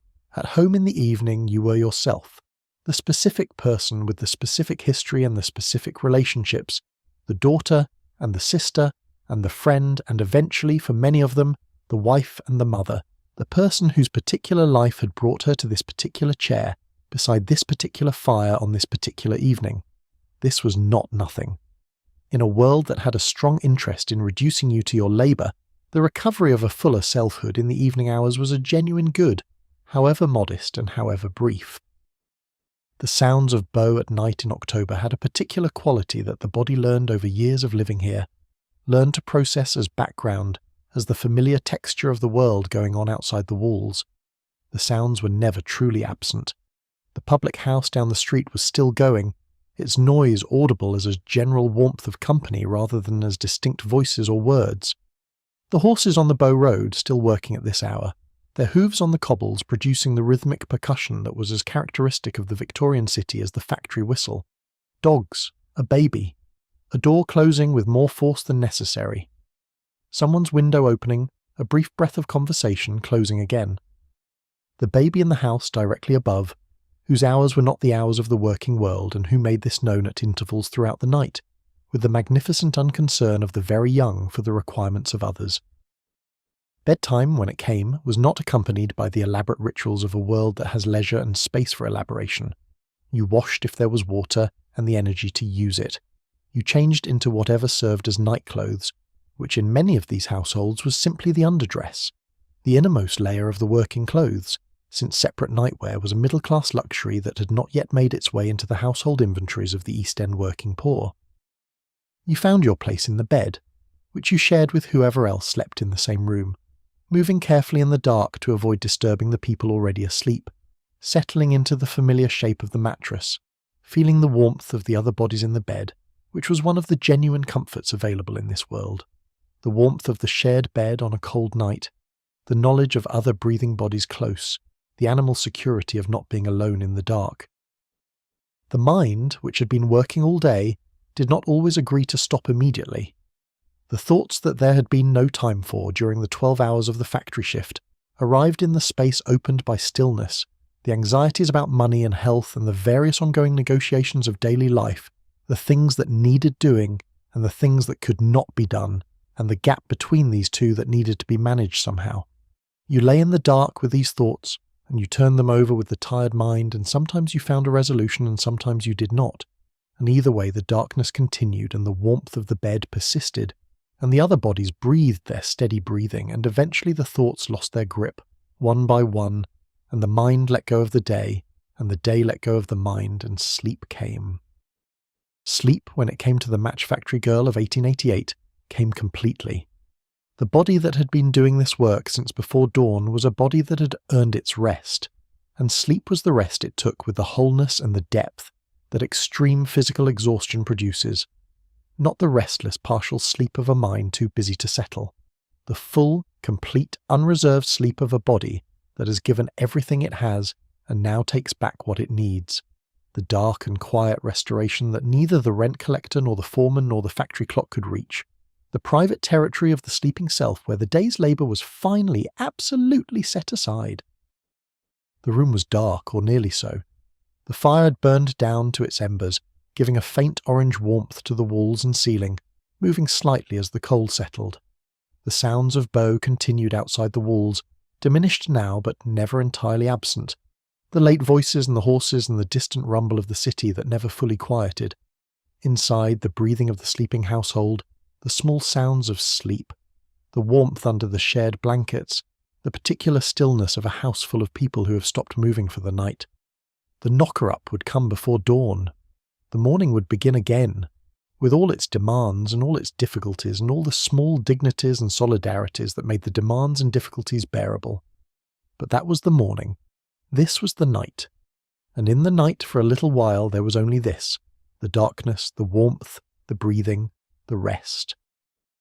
There is a particular quality to the sleep of the exhausted that is different from the sleep of the merely tired.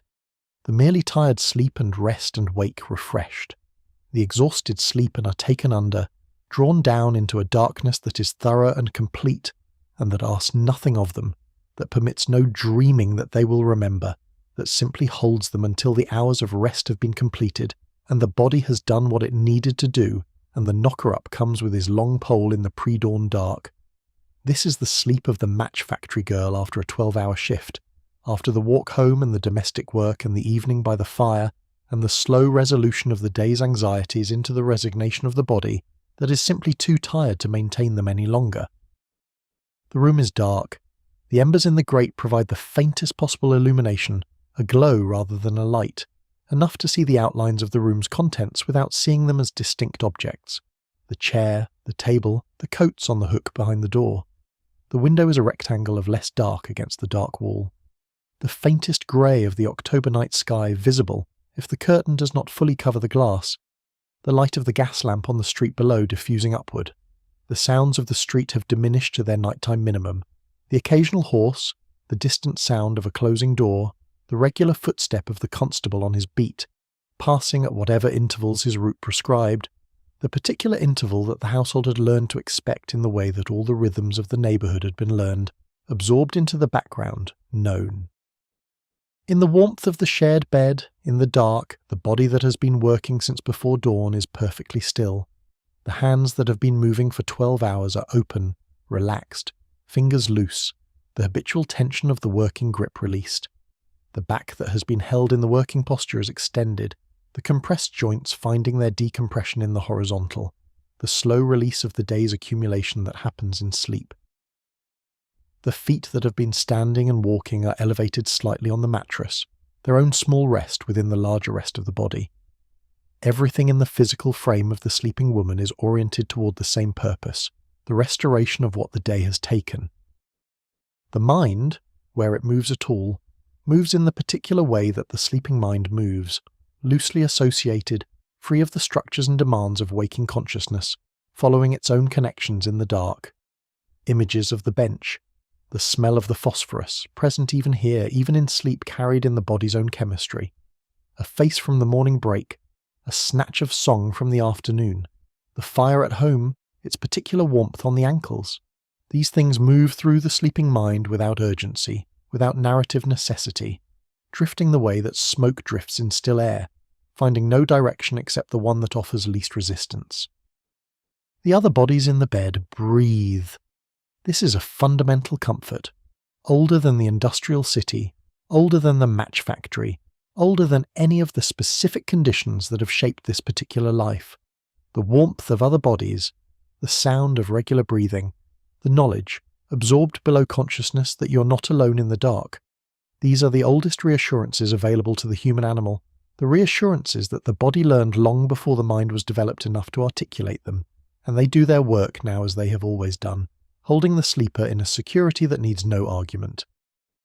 Outside the window, the city continues its nighttime business, diminished but not absent. The bakeries that need to be ready for the morning are already beginning their first preparations. The night soil men are moving through the back courts, collecting what needs collecting before the day begins. The constable on his beat is marking the hours with his passage. The sound of his footsteps on the cobbles a reassurance in themselves, the knowledge that someone is watching, that the night is not entirely ungoverned. A dog somewhere is barking at something that cannot be heard, a sound that comes and goes and comes again and then is quiet. The gas lamps stand at their intervals, islands of orange warmth in the dark of the streets, burning steadily through the night because the gas continues to flow and the flame continues to burn regardless of whether there is anyone to see it. The week turns. This day, this particular October day that we have spent together moving from the darkness before dawn to the darkness of this sleeping house, is one day in a week that is itself 1 week in a year, that is itself 1 year in a life, and the life is one life among millions in this city in this time.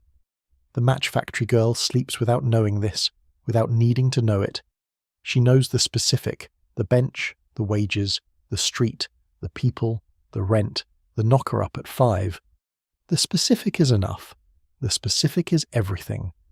History is what the specific accumulates into, given enough time and enough lives living in enough specific ways. The fire in the grate goes out, the last ember darkening to black. The room is fully dark now, the rectangle of the window the only source of any light at all, the faint grey of the October night that is beginning, in these last hours before dawn, to carry the first intimation of the coming day, not yet, not quite, but coming. The darkness has reached its deepest point and is beginning its slow recession. The night is at its most itself, most fully what it is, in this hour between the dying of the last ember and the first distinguishable lightening of the sky. Let this be the place where we rest in the deep of the October night in the sleeping house in the quiet street. The match factory girl of 1888 sleeps. The factory is dark and still. The boxes she filled today are stacked and waiting for the delivery cart in the morning. The matches are in the boxes are in the factory is in Bow is in the East End is in London is in the world, and the world for this one night, for these last few hours of the night, is quiet enough to hear the breathing, the steady, simple breathing of the sleeping, and it is good. It is enough, it is more than enough, it is everything. The boxes of matches that the women of Bryant and May produced in the autumn of 1888 found their way into every home in England, and into homes far beyond England, carried by the trade routes of the empire to households in India and Australia, and South Africa and Canada, and 100 other places that the women who made them would never see and could barely imagine. In each of those homes the box was taken from a shelf, or a mantelpiece or a kitchen drawer, and a match was drawn from it and struck against the rough strip on the side, and a small flame appeared, and from that small flame a lamp was lit, or a fire was started, or a candle was brought to life. A small, reliable, ordinary miracle, repeated millions of times a day across the surface of the world. Behind each of those small flames, if you traced it back, was a hand at a bench in a long room in Bow, in the autumn of 1888, moving with the automatic precision of long practice, counting the matches from the tray into the box, placing them evenly, checking the count by feel, sliding the box closed, setting it on the stack, reaching for the next one. A hand that ached sometimes in the morning before it warmed up, that was calloused at the fingertips from the years of the work, that carried in its skin the trace of sulphur and phosphorus that washing had not entirely removed. A hand attached to a body and a mind that were thinking, while the hand moved, about something else entirely, about the rent due Friday and the conversation last night, and the song she had heard at the music hall, and the particular colour of the sky this morning when she walked through the gate. We began this story in the dark, in the hours before dawn, with the sound of footsteps on the wet pavement of Bow, and we end it in the dark too, in the different dark of the sleeping house, with the embers in the grate and the breathing of the household and the silence that the city makes in the small hours when its noise has diminished to its minimum. The day has been long, as all the days in this story are long, and it has carried its full weight of difficulty and of small pleasure, of labour and rest, of community and solitude, of the 1,000 small negotiations that constitute a life lived at the edge of what the body and the spirit can sustain. She will sleep now, the match factory girl of 1888. She will sleep through the last hours of the night, through the deepest part of the darkness, and in a few hours the knocker-up will come again, and the sequence will begin once more. The same streets and the same gate and the same bench and the same boxes. This is the shape of her life, as it is the shape of millions of lives in this city at this time, the daily repetition of labour and rest, the rhythm that is both the constraint and the structure, both the thing that limits and the thing that holds. She has found, within this shape, the things that make it bearable, the women at the bench, the fire in the evening, the song that runs through the afternoon. She has found, in the summer just past, something more than bearable, the knowledge that she and the women around her can, when it comes to it, change things. That was not nothing. That was, in fact, everything. Let the fire die down now. Let the city settle into its night sounds. Let the breathing of the household be the only sound in the room, steady and low, the particular music of people sleeping, the oldest sound in the world and still, after all this time, the most comforting. The match factory girl sleeps. The street is quiet. The night holds still. And somewhere across the city, and across the empire and across the world, the small flames that her hands help to make are burning still. Thank you so much for watching. If you would like to see more videos like this one, please consider leaving a like and subscribing to the channel. Every subscription helps more people find these stories, and there are so many more stories worth telling. What part of this history struck you most, and are there other ordinary lives from the past that you would like to explore? Leave your thoughts in the comments. Sleep well.